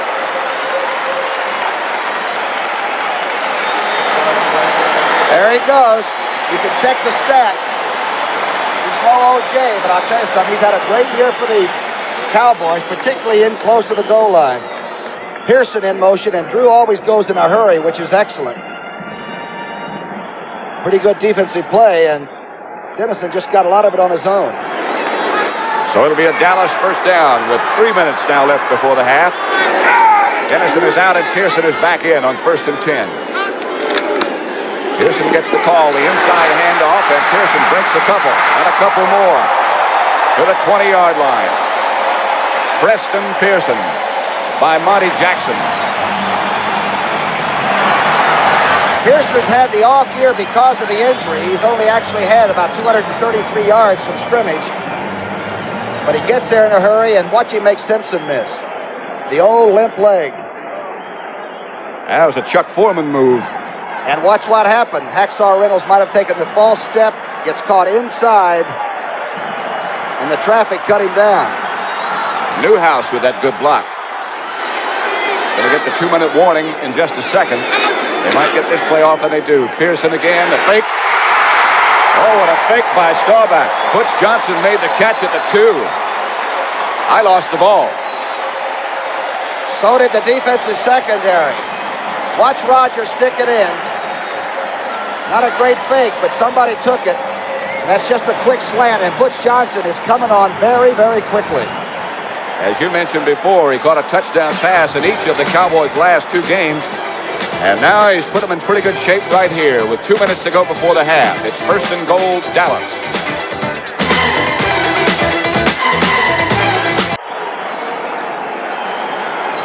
Dallas with the first and goal at the Los Angeles 2. The Rams lead 7-3. Running backs are Newhouse and Pearson.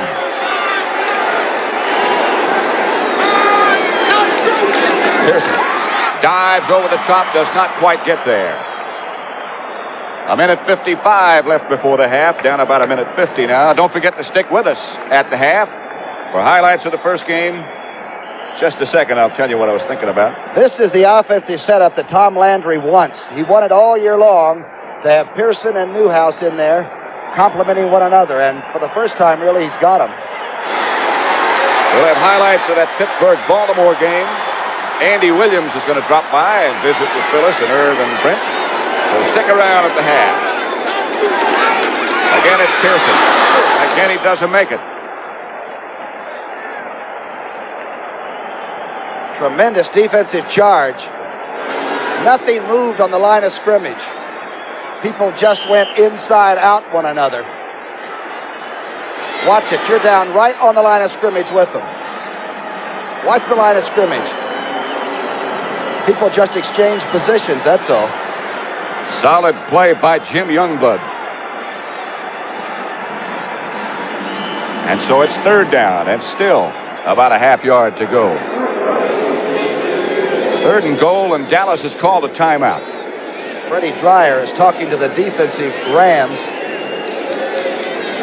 The weekend of January the 8th and the 9th, CBS Sports will present the final rounds of the Phoenix Open, where a strong field of superstars will be shooting for the $40,000 first prize. That's the Phoenix Open, Saturday, January the 8th, and Sunday, January the 9th. Well, the pros love to play out there because the fairways are a little bit dry. You can just hit it all day, right? It just keeps rolling and rolling. As long as it's straight.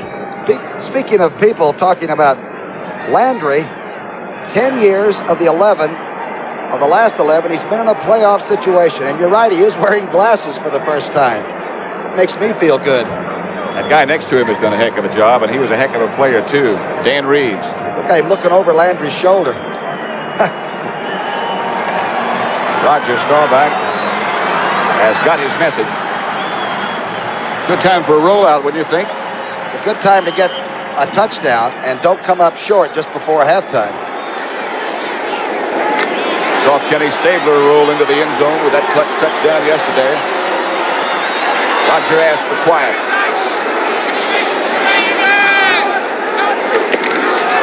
Cleveland, and he's in. He scored twice.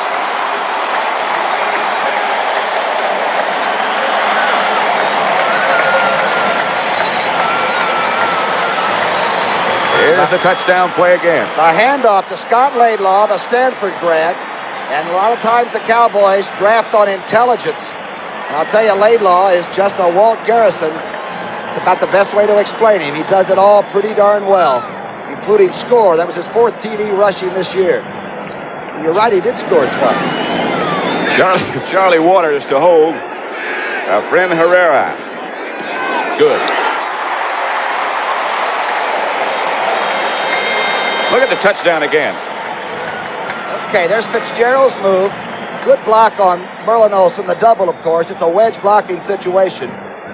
35 just got a little bit of daylight. A leaping spike. That's why he stayed on his feet. He wanted to make sure he was upright when he spiked it. 10-7 the score now. The Rams will take it over with 48 seconds remaining in the first half. Our special team's important. Mike Ditka's team blocked that punt that set this up. And they've gotten safeties in 2 out of the last 3 games the Cowboys have by blocking punts. It all really pays off, doesn't it? It sure does, and they make it pay. It seems like they take advantage of things like that, as you would expect a class team to do. Cullen Bryant, number 32, is deep for the Rams. Herrera set to kick off. Rams have all 3 of their timeouts remaining, by the way.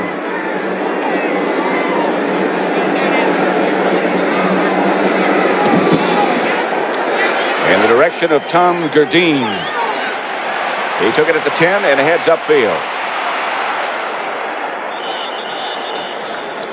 Tackle for the Cowboys was made by Mike Hegman, one of their backup linebackers, and they have a lot of them. The Rams season opens today, and the Cowboys will bag their limit, they say. One thing we do have to bring up regarding young Pat Hayden, he is a young quarterback. And against this kind of a sophisticated defense, perhaps in the last 41 seconds of a half, he may not be able to wing it like a Billy Kilmer or a Jurgensen would have done, or a Van Brocklin, or somebody that has been there a long time. And maybe we'll be very careful. Maybe not. They have extra defensive backs and a 3-man rush about to face Hayden. He just gets to Capoletti on the outside. Harvey Martin came out with the blockers. Aaron Kyle makes the tackle, and the flag is down. Harvey Martin and Doug France had an exchange, and Harvey might have ended up with the offensive Ram tackle's headgear, a face mask. I'm not sure. There's Harvey talking about it, looking down. That's exactly what happened. Harvey doesn't necessarily agree. He knows he can only have 1 or 2 or 3 head slaps, but he didn't know he couldn't jerk the guy's head off. We'll get the word from Fred Silva. 79 defense, face mask, first down. Automatic first down for the Rams. Don't make him mad, though. 34 seconds left before the half. Wonder if the Rams will still try to run it out instead of throwing.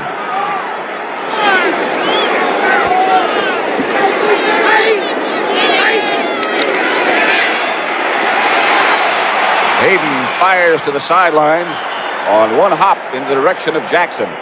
Aaron Kyle with him, and so is Randy Hughes. What happened to Harvey that last play? Well, Harvey's hot. He just got caught. Now, France and he are going to see each other a lot. There's the shove that the offensive tackles now use. Watch this. It's supposed to be a double play ball. That would have hit the runner in the back of the head. 29 seconds remaining before the half. Clock is stopped. Has the record on Hayden.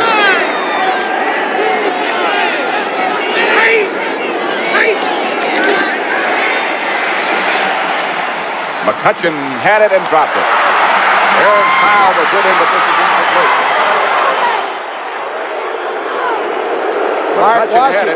Mark Washington didn't take any chances. He thought it might have been called a completion. What's a great play by Aaron Kyle, the rookie from Wyoming. Hayden throws a good pass here. This is really a very fine defensive play. Ball is really caught but stripped early. Look out. A double team on Harvey Martin. Watch it. Okay, the battle of Harvey and Martin against Big Doug France. And Tom Mack. A bunch of shots. It's third down now.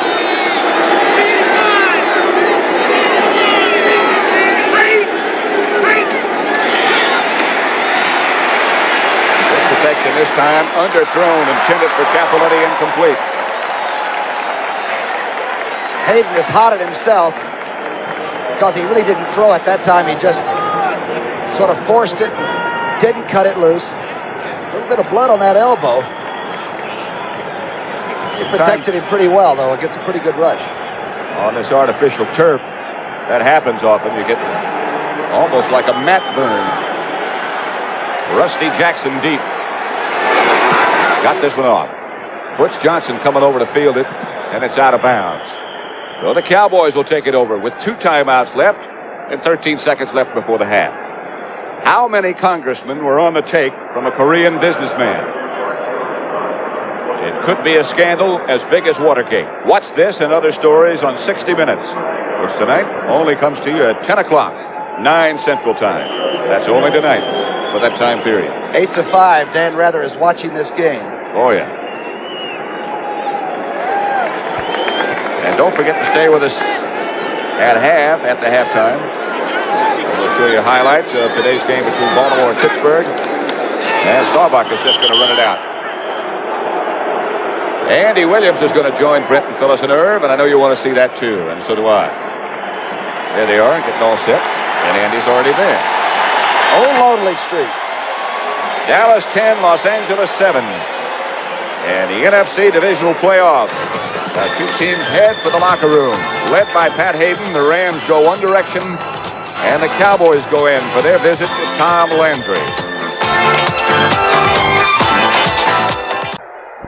Dempsey was down.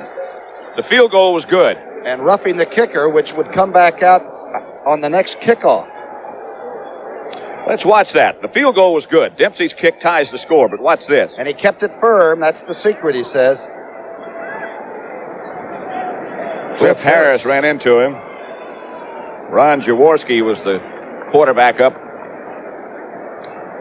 protesting. He was the holder. And the discussion still goes on. Captain Merlin Olsen, Captain Tom Mack talking. Does that bother you as a kicker for the next one that you've been roughed? Dempsey, like you say, is a veteran, but do you think about having the leg up and having somebody run through you? If you do, you won't be very successful. Running into the kicker. First down. Oh. Aha. Rams will go for 7 and not take the 3 that's already on the board. It'll be a first down, Los Angeles. They had the field goal. They had the score tied. But roughing the kicker gave them that first down. They've also got a lot of nerve. If they don't get anything now, it would be a tremendous second-guessing item, wouldn't it? First and goal, the ball at the 3. Pat Hayden comes back in. Don't forget 60 Minutes. Will be seen this evening and this evening only at 10 o'clock here on CBS. That's Eastern Time. 9 Central. First and goal, Rams. Hayden's going to sprint out. Try to do it himself. He doesn't get there. Bob Brunig, number 53, made the initial contact. Boy, and Leroy Jordan had a great shot, and number 55 is really teed off at himself. Watch this. Quarterback keeps it, rolls inside. Pretty good action as he cuts back. And you saw Leroy go by.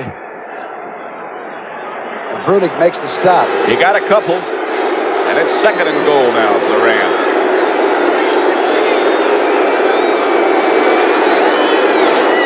Capoletti.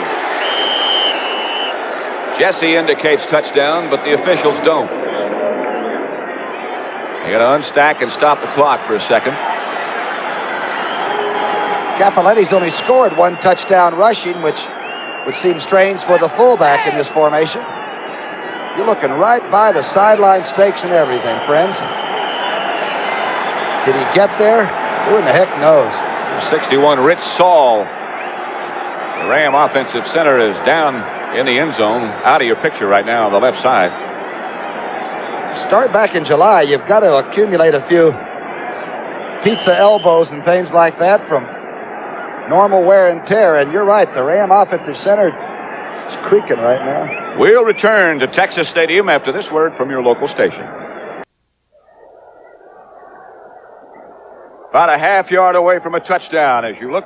An offensive center, Rich Saul, shaken up on that last play. Joff Reese, the rookie from Washington State, will be in there to make the snap. A very important one on 3rd and goal.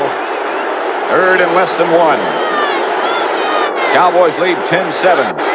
That might be about to change. McCutcheon. And again, the Ram players indicate touchdown, and now the officials do too. The Cowboys are saying, we've got the football. McCutcheon scored, however, and the Rams have the lead. The great thing by the official call was that they waited until they made sure, too. And I like the official that says, this is close, let's take a look at it. And they did. Let's look down the line at it. Leroy Jordan really upset. Here it is. All right, you make the call at home. It looked good from here. And now the lunge forward. And nobody had blown the whistle. Don't forget that. So many bodies, it's hard to tell. Now we'll go from behind Dempsey. Scores Rams 13, Cowboys 10. Kick is right down the heart. And it's 14-10 Los Angeles. We have 14 minutes and 11 seconds still left to play. And this last few minutes is going to be super. 14-10 Los Angeles.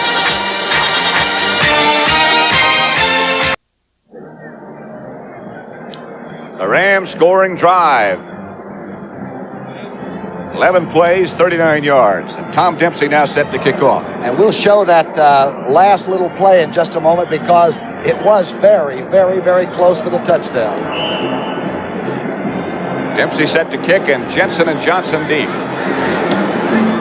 Good kick by Dempsey. It'll be Jim Jensen, the big rookie. And Butch Johnson runs over and says, stay in the end zone. That was a high kick. Here's the touchdown play again. Now, it is a game of inches and two excellent teams. And I'm telling you, this is a close decision. Talk about your elections and everything else. Second effort, he gets his feet back down. And now the lunge sort of halfway sideways. And the officials thought he crossed the line somewhere in there now. It's a lot of humanity, isn't it? All tied together. Just over 14 minutes left to play. Texas Stadium in Irving, Texas. The Rams lead the Cowboys 14-10. The throw is outside for Golden Richards. Staubach under a terrific rush by Jack Youngblood. Had a throw before Richards was ready. Rod Perry was covering. And Golden was looking Rod Perry right in the eyes to get a read on it and didn't know the ball was coming. Roger threw that ball darn well and early enough to where Golden maybe should have looked for it. It'll be 2nd and 10. 5 turnovers, and they've all been in the second half. Staubach again struggling a little bit. He had a tough day against Washington last week, and it hasn't been all that good today. Youngblood again almost wrapped him up, and finally down he goes in the hands of Larry Brooks. Strong rush by Youngblood. You can get away from some of them, but you can't get away from number 90. Watch him go to the fabric to make sure of tackling a quarterback that is like a weasel, I'm telling you. Watch him get rid of Youngblood. Okay, there's one big one I've got to mark off. And now the jersey, pads, and Roger take a test.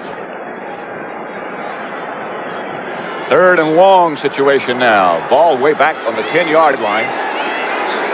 And we get our look at the shotgun. 20 yards to go for a first down. It'll be a 4-man rush by the Rams. Staubach this time with all kinds of time. Pearson gave him a little room. Nowhere near first down, however. Isaiah Robertson shoved him out of bounds, whirled him out of bounds. Watch the containment on Fred Dreyer by Ralph Neely. And it was containment both ways. There was a lot of spinning and fooling around, but not much pressure on Roger. And most people were really covered up. Dreyer is just different. Danny White back deep for Dallas, standing right on the goal line. Bertelson and Cullen Bryant stand at the 40 of the Rams, ready to receive this punt. And it's a dandy. It'll be Bertelson signaling for the fair catch. And the Rams will take it over at the 44. Flag goes down again on the far side of the field. Let's see what the violation might be. How fast did the Cowboys get down under the punt?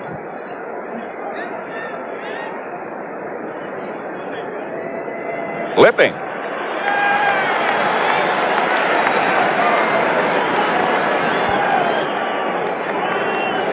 Flag was way on the opposite side of the field. It must have been one of the two guys who could go down under the punt early. I think they had to clip Tommy Henderson because he's so darn fast getting down there. And he forced him into a real error now. It's a long way to go. And a lot of time left for both teams.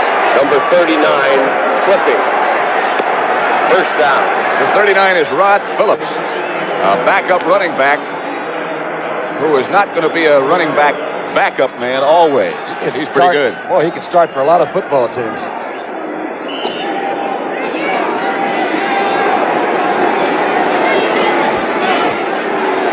First and 10 for the Los Angeles Rams. Tom Landry looking on and obviously concerned now.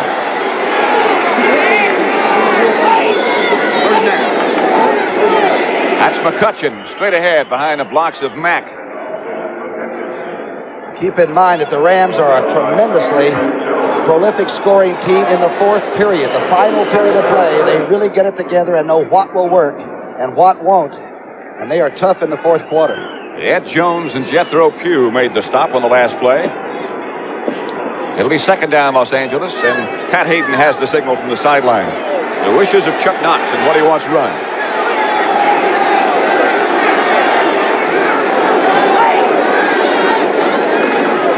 McCutcheon. Leroy Jordan around his leg. Good hole open up, too. Good trap blocking on Cole. But a great recovery by the middle linebacker. And as you know, the middle linebacker should make these tackles. But look at this good hole opened up as Harvey Martin is handled. And Leroy's there. Good tackle here. Bob Klein got a good block.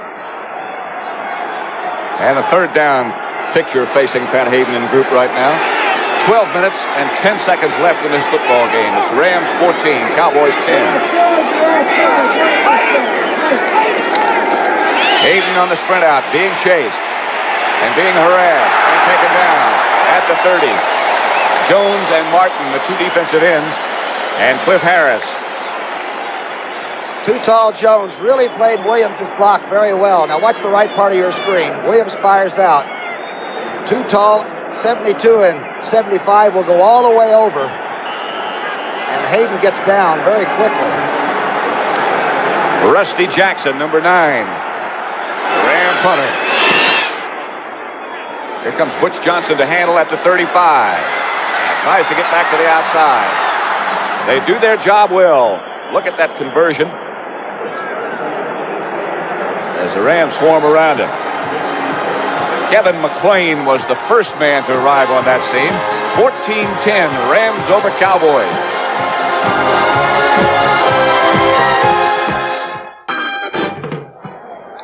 $11:41 left to play. Los Angeles 14, Dallas 10. Cowboys must get on the board. They got to get something out of this drive. A double tight end offense. Number 67, Pat Donovan lined up at tight end on the other side. Trying to set up a screen, and they do finally. It's Preston Pearson out past the 40-yard line. Fred Dreyer and Dave Elmendorf made the tackle. I don't know how they pulled it off. The Rams read it, and the Rams were waiting for it. And Roger and Preston Pearson somehow changed the screen even as you were watching this. Watch.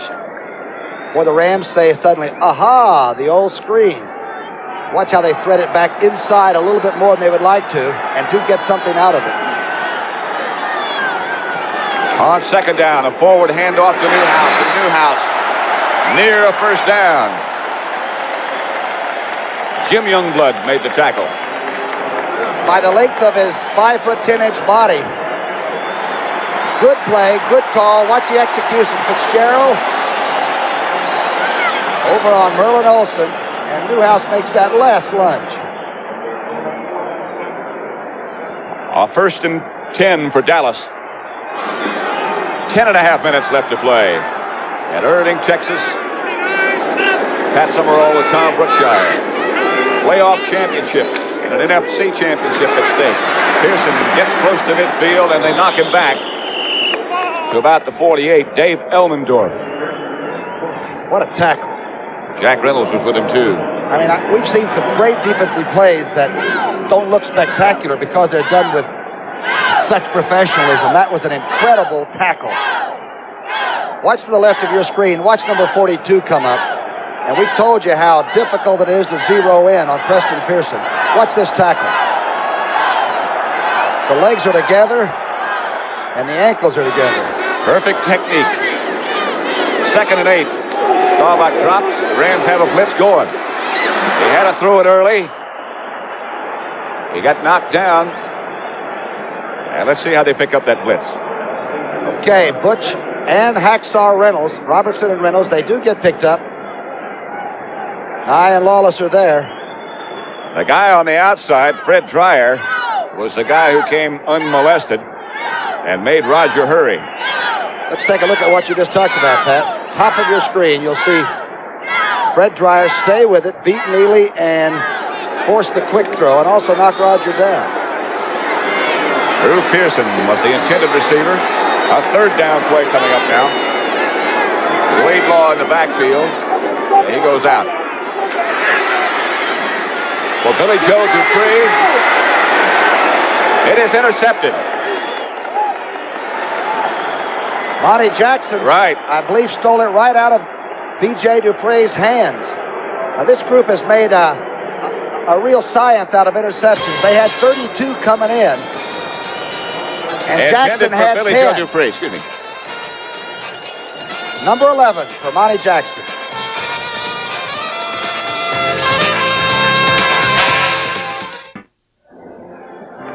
The interception by Monty Jackson gives the Rams the football.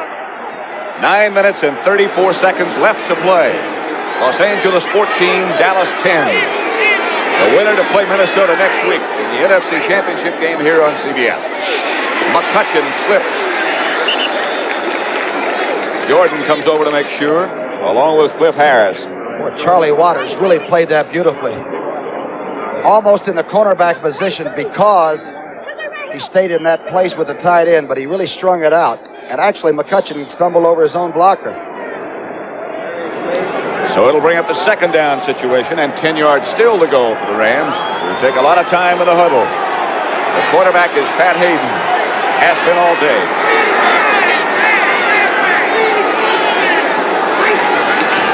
He gives to McCutcheon again. Charlie Waters came up and met that play in the hole like an extra linebacker.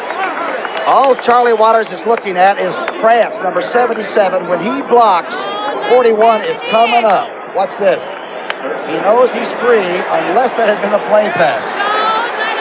A quick huddle. And Hayden throws down the middle for Bob Klein. Cliff Harris made the hit. And I mean, Klein was open, had it, and just had it knocked loose by Cliff Harris. Klein is 235, and he and Harris met earlier. And Harris won it, and this time Klein must think that 43's chasing him around on purpose. Watch this. The quick play, the good throw, and excellent contact. The reason they do that quick huddle and quick play is so Dallas can't bring in those extra people on defense. Rusty Jackson deep to punt for Los Angeles.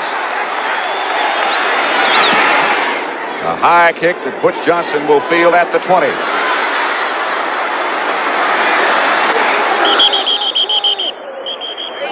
He got back outside to the 32.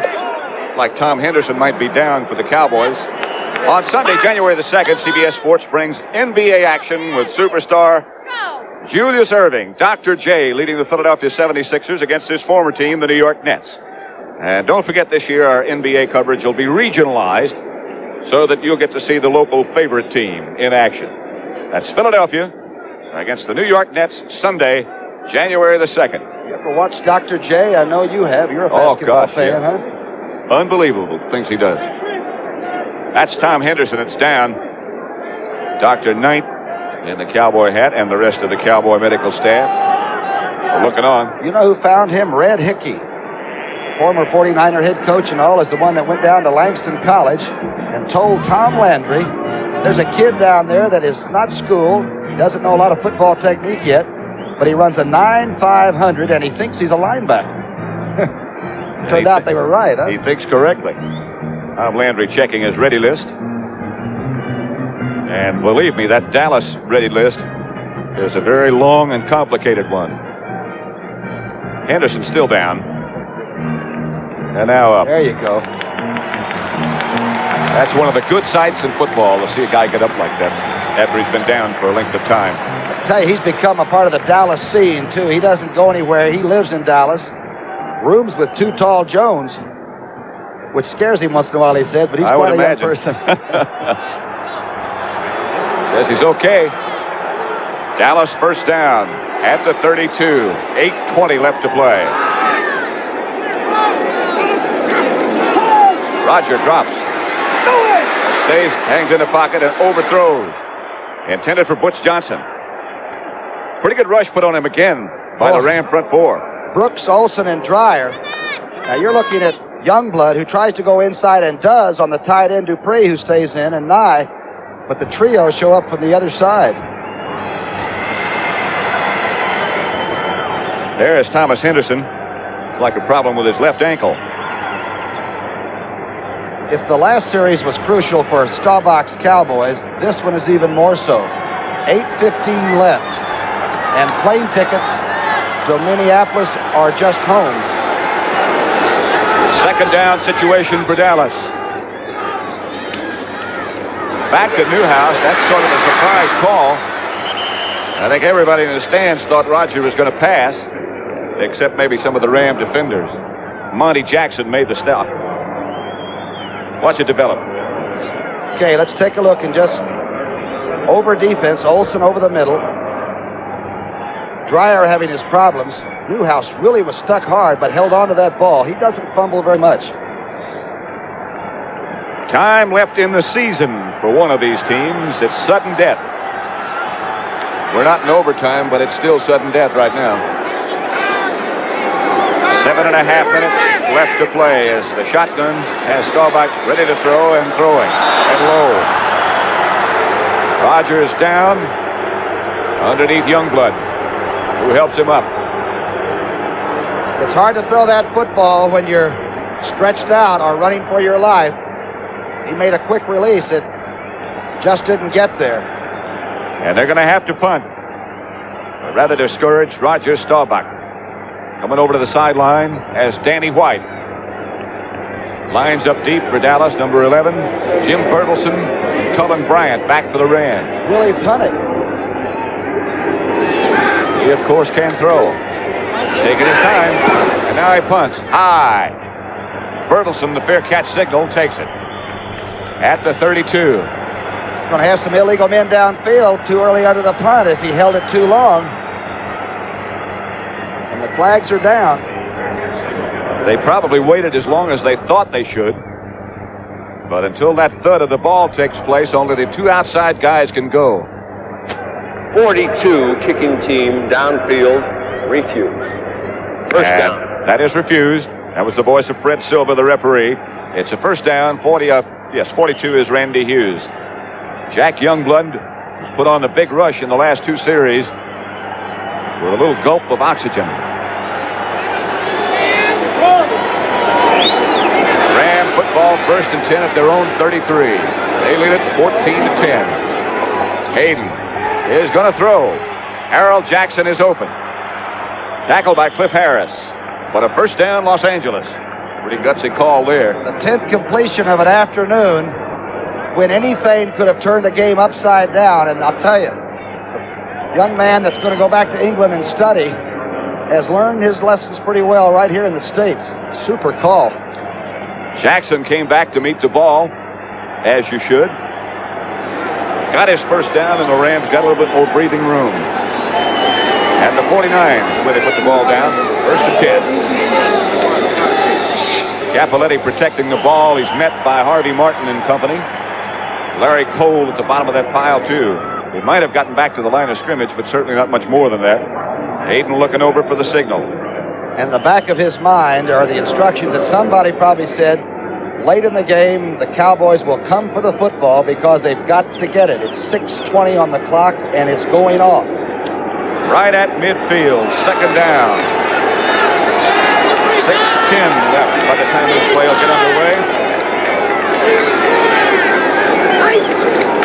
Hayden fakes, and he's going to throw again, and looks deep. It's picked off by Waters. Charlie Waters with the interception. Still on his feet, and now he's down at the 43. Harold Jackson made the tackle, but the Cowboys, who desperately needed a break, got it in the person of Charlie Waters. Tom Landry saying, come on. It was gamble time on defense. And Hayden gambled on offense. The clock was moving. He could have used up a lot of time. He looks down the middle and misread the defense. And number 41, who has really played incredibly coming down the stretch. When the offense faltered, the defense has become really nasty. So the Cowboys have it, 1st and 10 at the 44. 5 minutes, 57 seconds left to play. 14-10 Los Angeles. Staubach gives to Newhouse, and he got maybe a couple. Jack Youngblood again on the tackle. And what another football. Running plays, of course, eat up that clock. 5:35 on the clock. There's Charlie Waters, who gave his team a chance. They are down by 4 with 5:25 now left to play on 2nd and 8.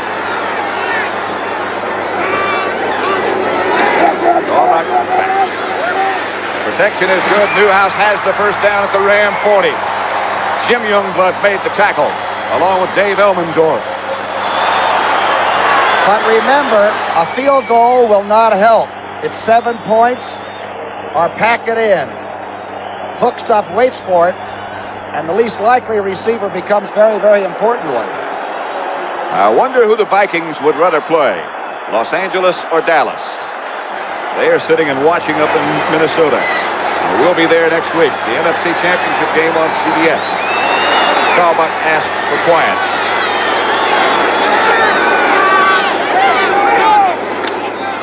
He gives to Pearson, and Pearson does well to get back to the line of scrimmage if he did. Larry Brooks was the first guy there. 4.5 minutes left. It's a touchdown or nothing. Man in motion. Watch this play.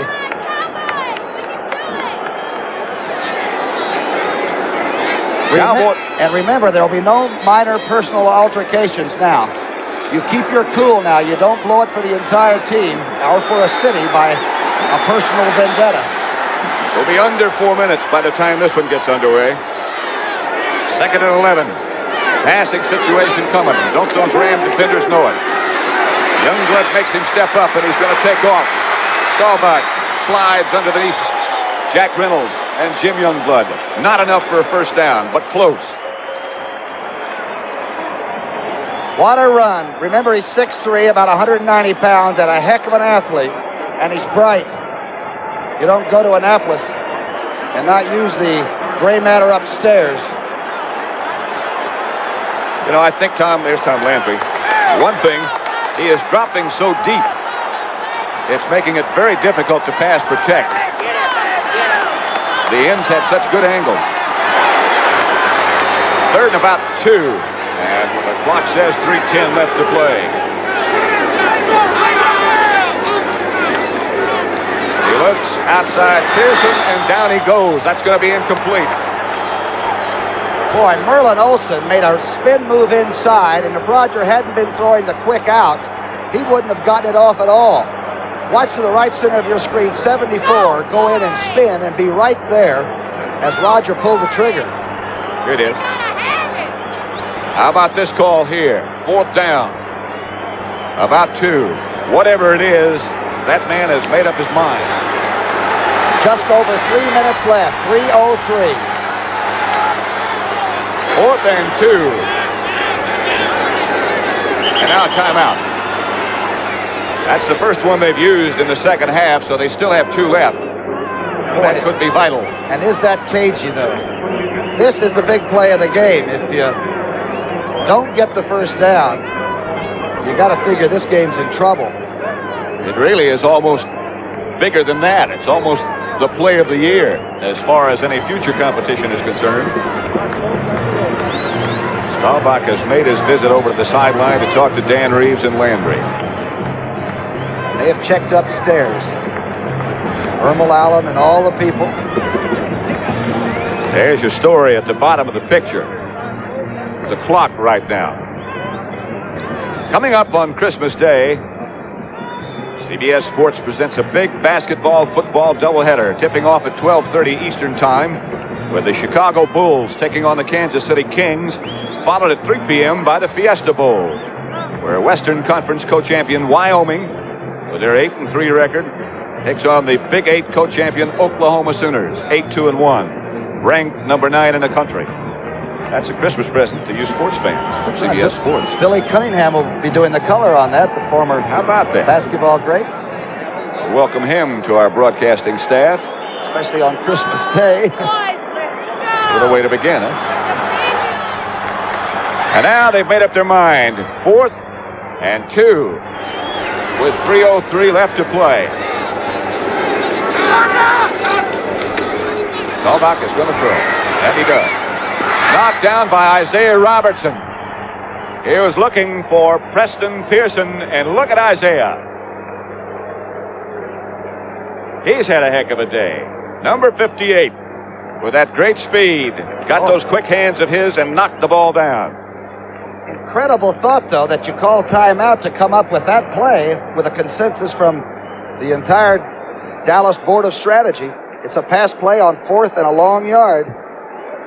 The great speed of Butch Robertson. And so the Rams take over with 2:59 left in this game. They lead it 14-10. Hayden gives to McCutcheon. And McCutcheon struggles for 4 or 5. Bob Bruning around his leg along with Bill Gregory. Did you see what he did that time? He gave up the chance to get a good bruised elbow by covering up the ball with both hands as he came down. Kutch knows that this is a very important carry. Each one is now. They're not thinking Minnesota yet. Watch this now. He has a chance to protect himself, but gives up the chance and takes the elbow spike right on the tip just to make sure it's covered. What do you mean their timeout? He got about 4. 2:32 left to play. And still a discussion going on. I heard somebody say, what do you mean their timeout? 2nd and 6. The Cowboys, I know, have used one of theirs. They called it before that 4th down play. And now we're set to go again. The referee starts the clock. Rams, of course, will go in a long count and take their time.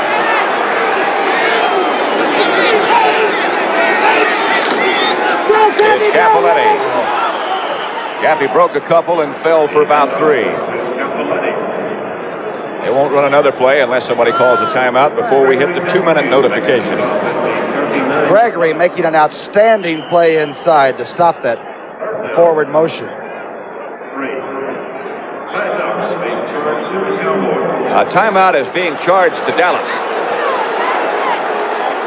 And I'm still trying to figure that out.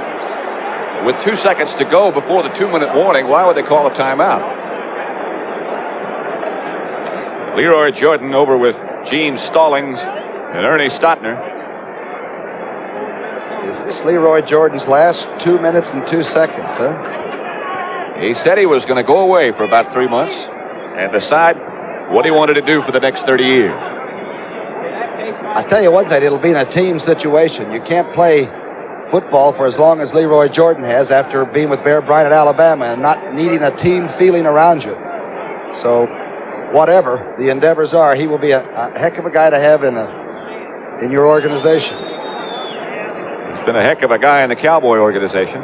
On the left there, back of him, number 54 is the guy who will probably take his place. Randy White. Obviously, the Cowboys, including Leroy, would like to have Pat Hayden put the ball up. Don't think he'll do that again. 3rd and 3 with 2 minutes and 2 seconds left to play. Cowboys have 1 timeout left. That's been confirmed now. The Rams have 2.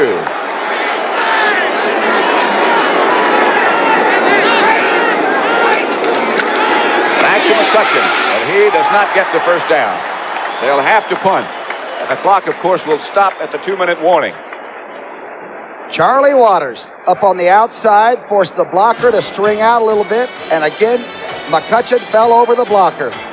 So with 1 minute and 59 seconds left to play, the score is Los Angeles 14, Dallas 10.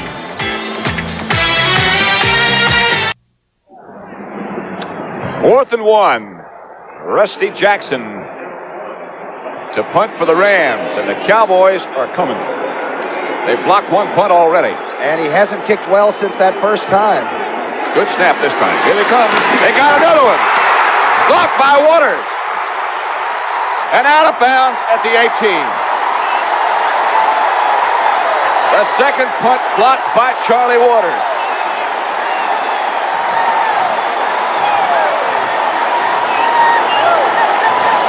The stadium is shaking. Cowboys football at the Los Angeles 17. Watch it again. If they score and win this football game, number 41 has got to get this game ball. Charlie Waters, look at it again. From the left of your screen, the man from Clemson. And they'll chase it out of bounds at the 17 where Dallas takes over. The score, Los Angeles 14, Dallas 10. Less than 2 minutes left to play. Roger Staubach to throw. In the corner intended for Butch Johnson. No, incomplete. He did not get the feet down. Butch Johnson at 6'3", runs a heck of a pattern. Watch Roger, who really guns it. He's got to throw it right on the outside line and hope Butch can get the feet down. The catch. One heck of a catch. Oh, so close. 1 foot was down, one was not. A great effort anyway. It'll be 2nd and 10. Again, Staubach goes back and fires. This one out of the reach of Pearson. Isaiah Robertson was close. That was not a good pass. Roger went sidearm. He has thrown 35 times today, 3 interceptions, 14 completions, and he only wants one somewhere over the double stripe. He's not alone. And it brings up a 3rd down situation. The clock stopped with 1 minute and 42 seconds left to play. The Rams' lead is 4 points, 14-10.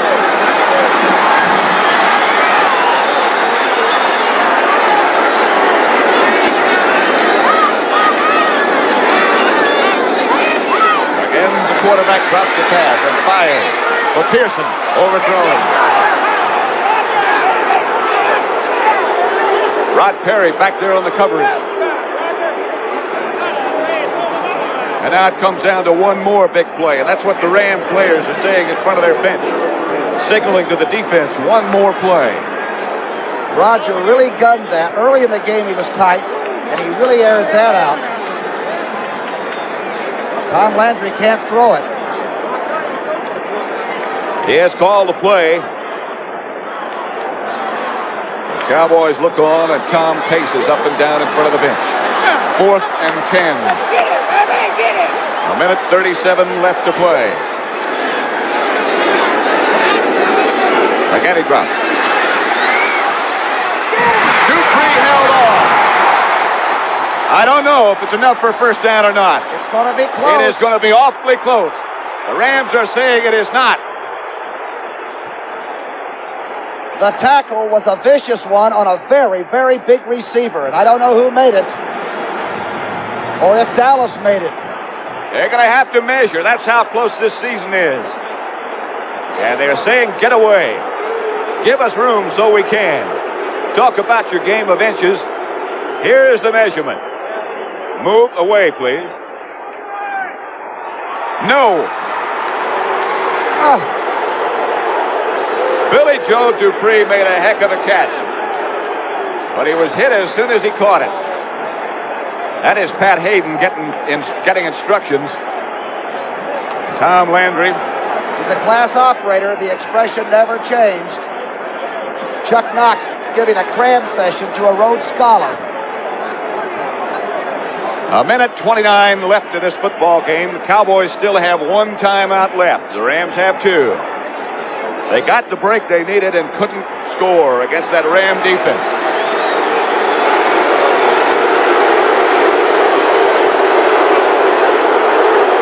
won't start until they snap it. Cappelletti. And let's see what the Cowboys do. They take their one timeout. The Ram defense coming into this game allowed 4 touchdowns the last 4 games, and the Cowboys have only scored once. They've done a heck of a job.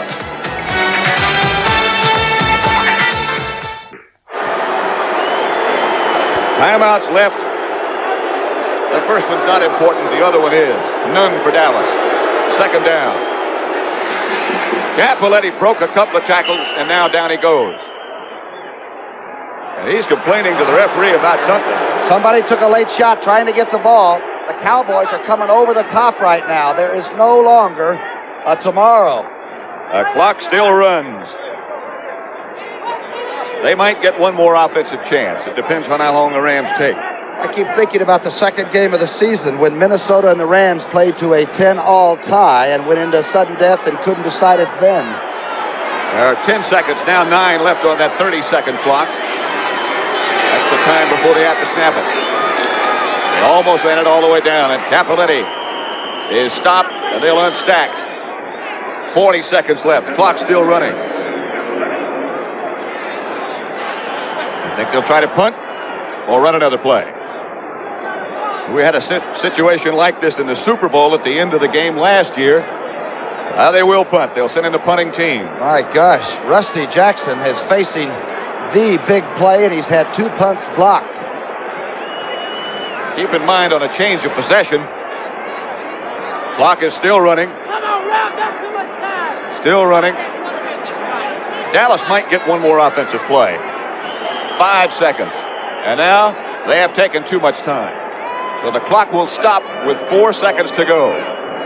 How about the snap if you have to center it back to a punter in the end zone who's had 2 that were simply thuds? A lot of pressure. Young man from Mobile. That's where he lives now, born in Tuscaloosa, Alabama.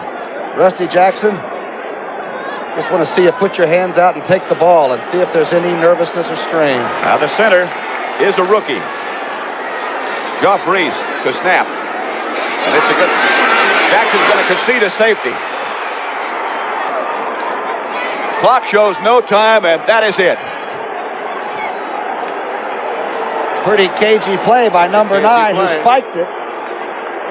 He ran to the corner of the end zone, and so that's the final score. The Rams 14, the Cowboys 12, and the Rams will go to Minnesota. There is Ram owner Carol Rosenblum. Very emotional, as you would figure. Behind him, Don Klosterman, the general manager. The Rams go to the championship, 14-12 over Dallas. The NFL Today on CBS will continue right after this word from your local station.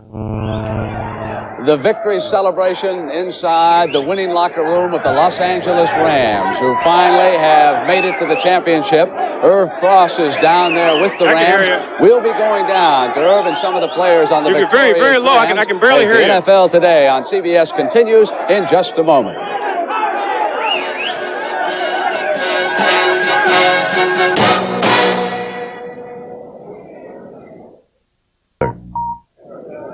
And right now, let's go down to that Los Angeles Ram locker room, and here's Irv Cross. You can hear it. The Los Angeles Rams winning 14-12, one of the most dramatic playoff games we've had this weekend. Are very happy, as you can well imagine. Coach Knox. Let's turn around just for 1 second. I've got Coach Knox here with me. Isaiah, just for 1 second. Isaiah, 1 second. 1 second. All right, let's hear a game ball presentation. Isaiah Robertson. Another bunch of guys that should get one. All the offense. All the offense. Coach Knox. It was a total team effort, both offense and defense all the way. Is that right? There ain't no question about it. That's what you can tell by these guys. That's what it takes to win. And we came to Dallas to try and win a football game any way that we could. Of course, our defense was outstanding, kept us in a football game. Those 2 block punts that we had hurt us. Well, I thought offensively that our offensive line did a good job, and we hit some things and got some things done when we had to. And I know a lot of people that would question taking points off the board. We took that field goal off the board, but we don't believe in old adage, cliches and that type of thing because we wanted to go in there and get the score. We knew we needed 7. We came down here to win. We came down to win a football game. But, all week long, people were referring to last year's game, 37-7, you lost in L.A. Was it a factor today or not? Well, Herb, like I said at the press conference yesterday, anytime you get beat, a man, you have in the back of your mind, you can't let it bother you or you be so preoccupied with it that it affects what you're doing. But we came down there with a positive attitude that we could come to Dallas if we played Ram football and we're going to have a chance to win. But it's a tribute to these guys. And my assistant coaches, they're the guys that did all the work. And I tell you what, I couldn't be prouder of a bunch of guys. We've had a lot of things that have happened to us this year and a lot of little problems here and there. But this gang has stuck together and they played together today. Coach, thank you very much. Thank you, Herb. We'll be back right after this message.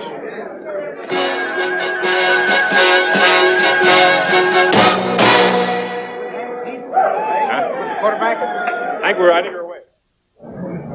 All right, Jimmy the Greek says the favorites next week will be.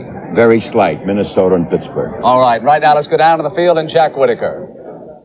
Thank you very much, Brent. A lot of people think defensive football is dull, but if you thought this was a dull football game, you weren't watching the same one we were. It's a shame that one team had to lose, and Dallas, of course, is very dejected, especially people like Leroy Jordan, who probably played his last game. But they're a young team, and they'll be back.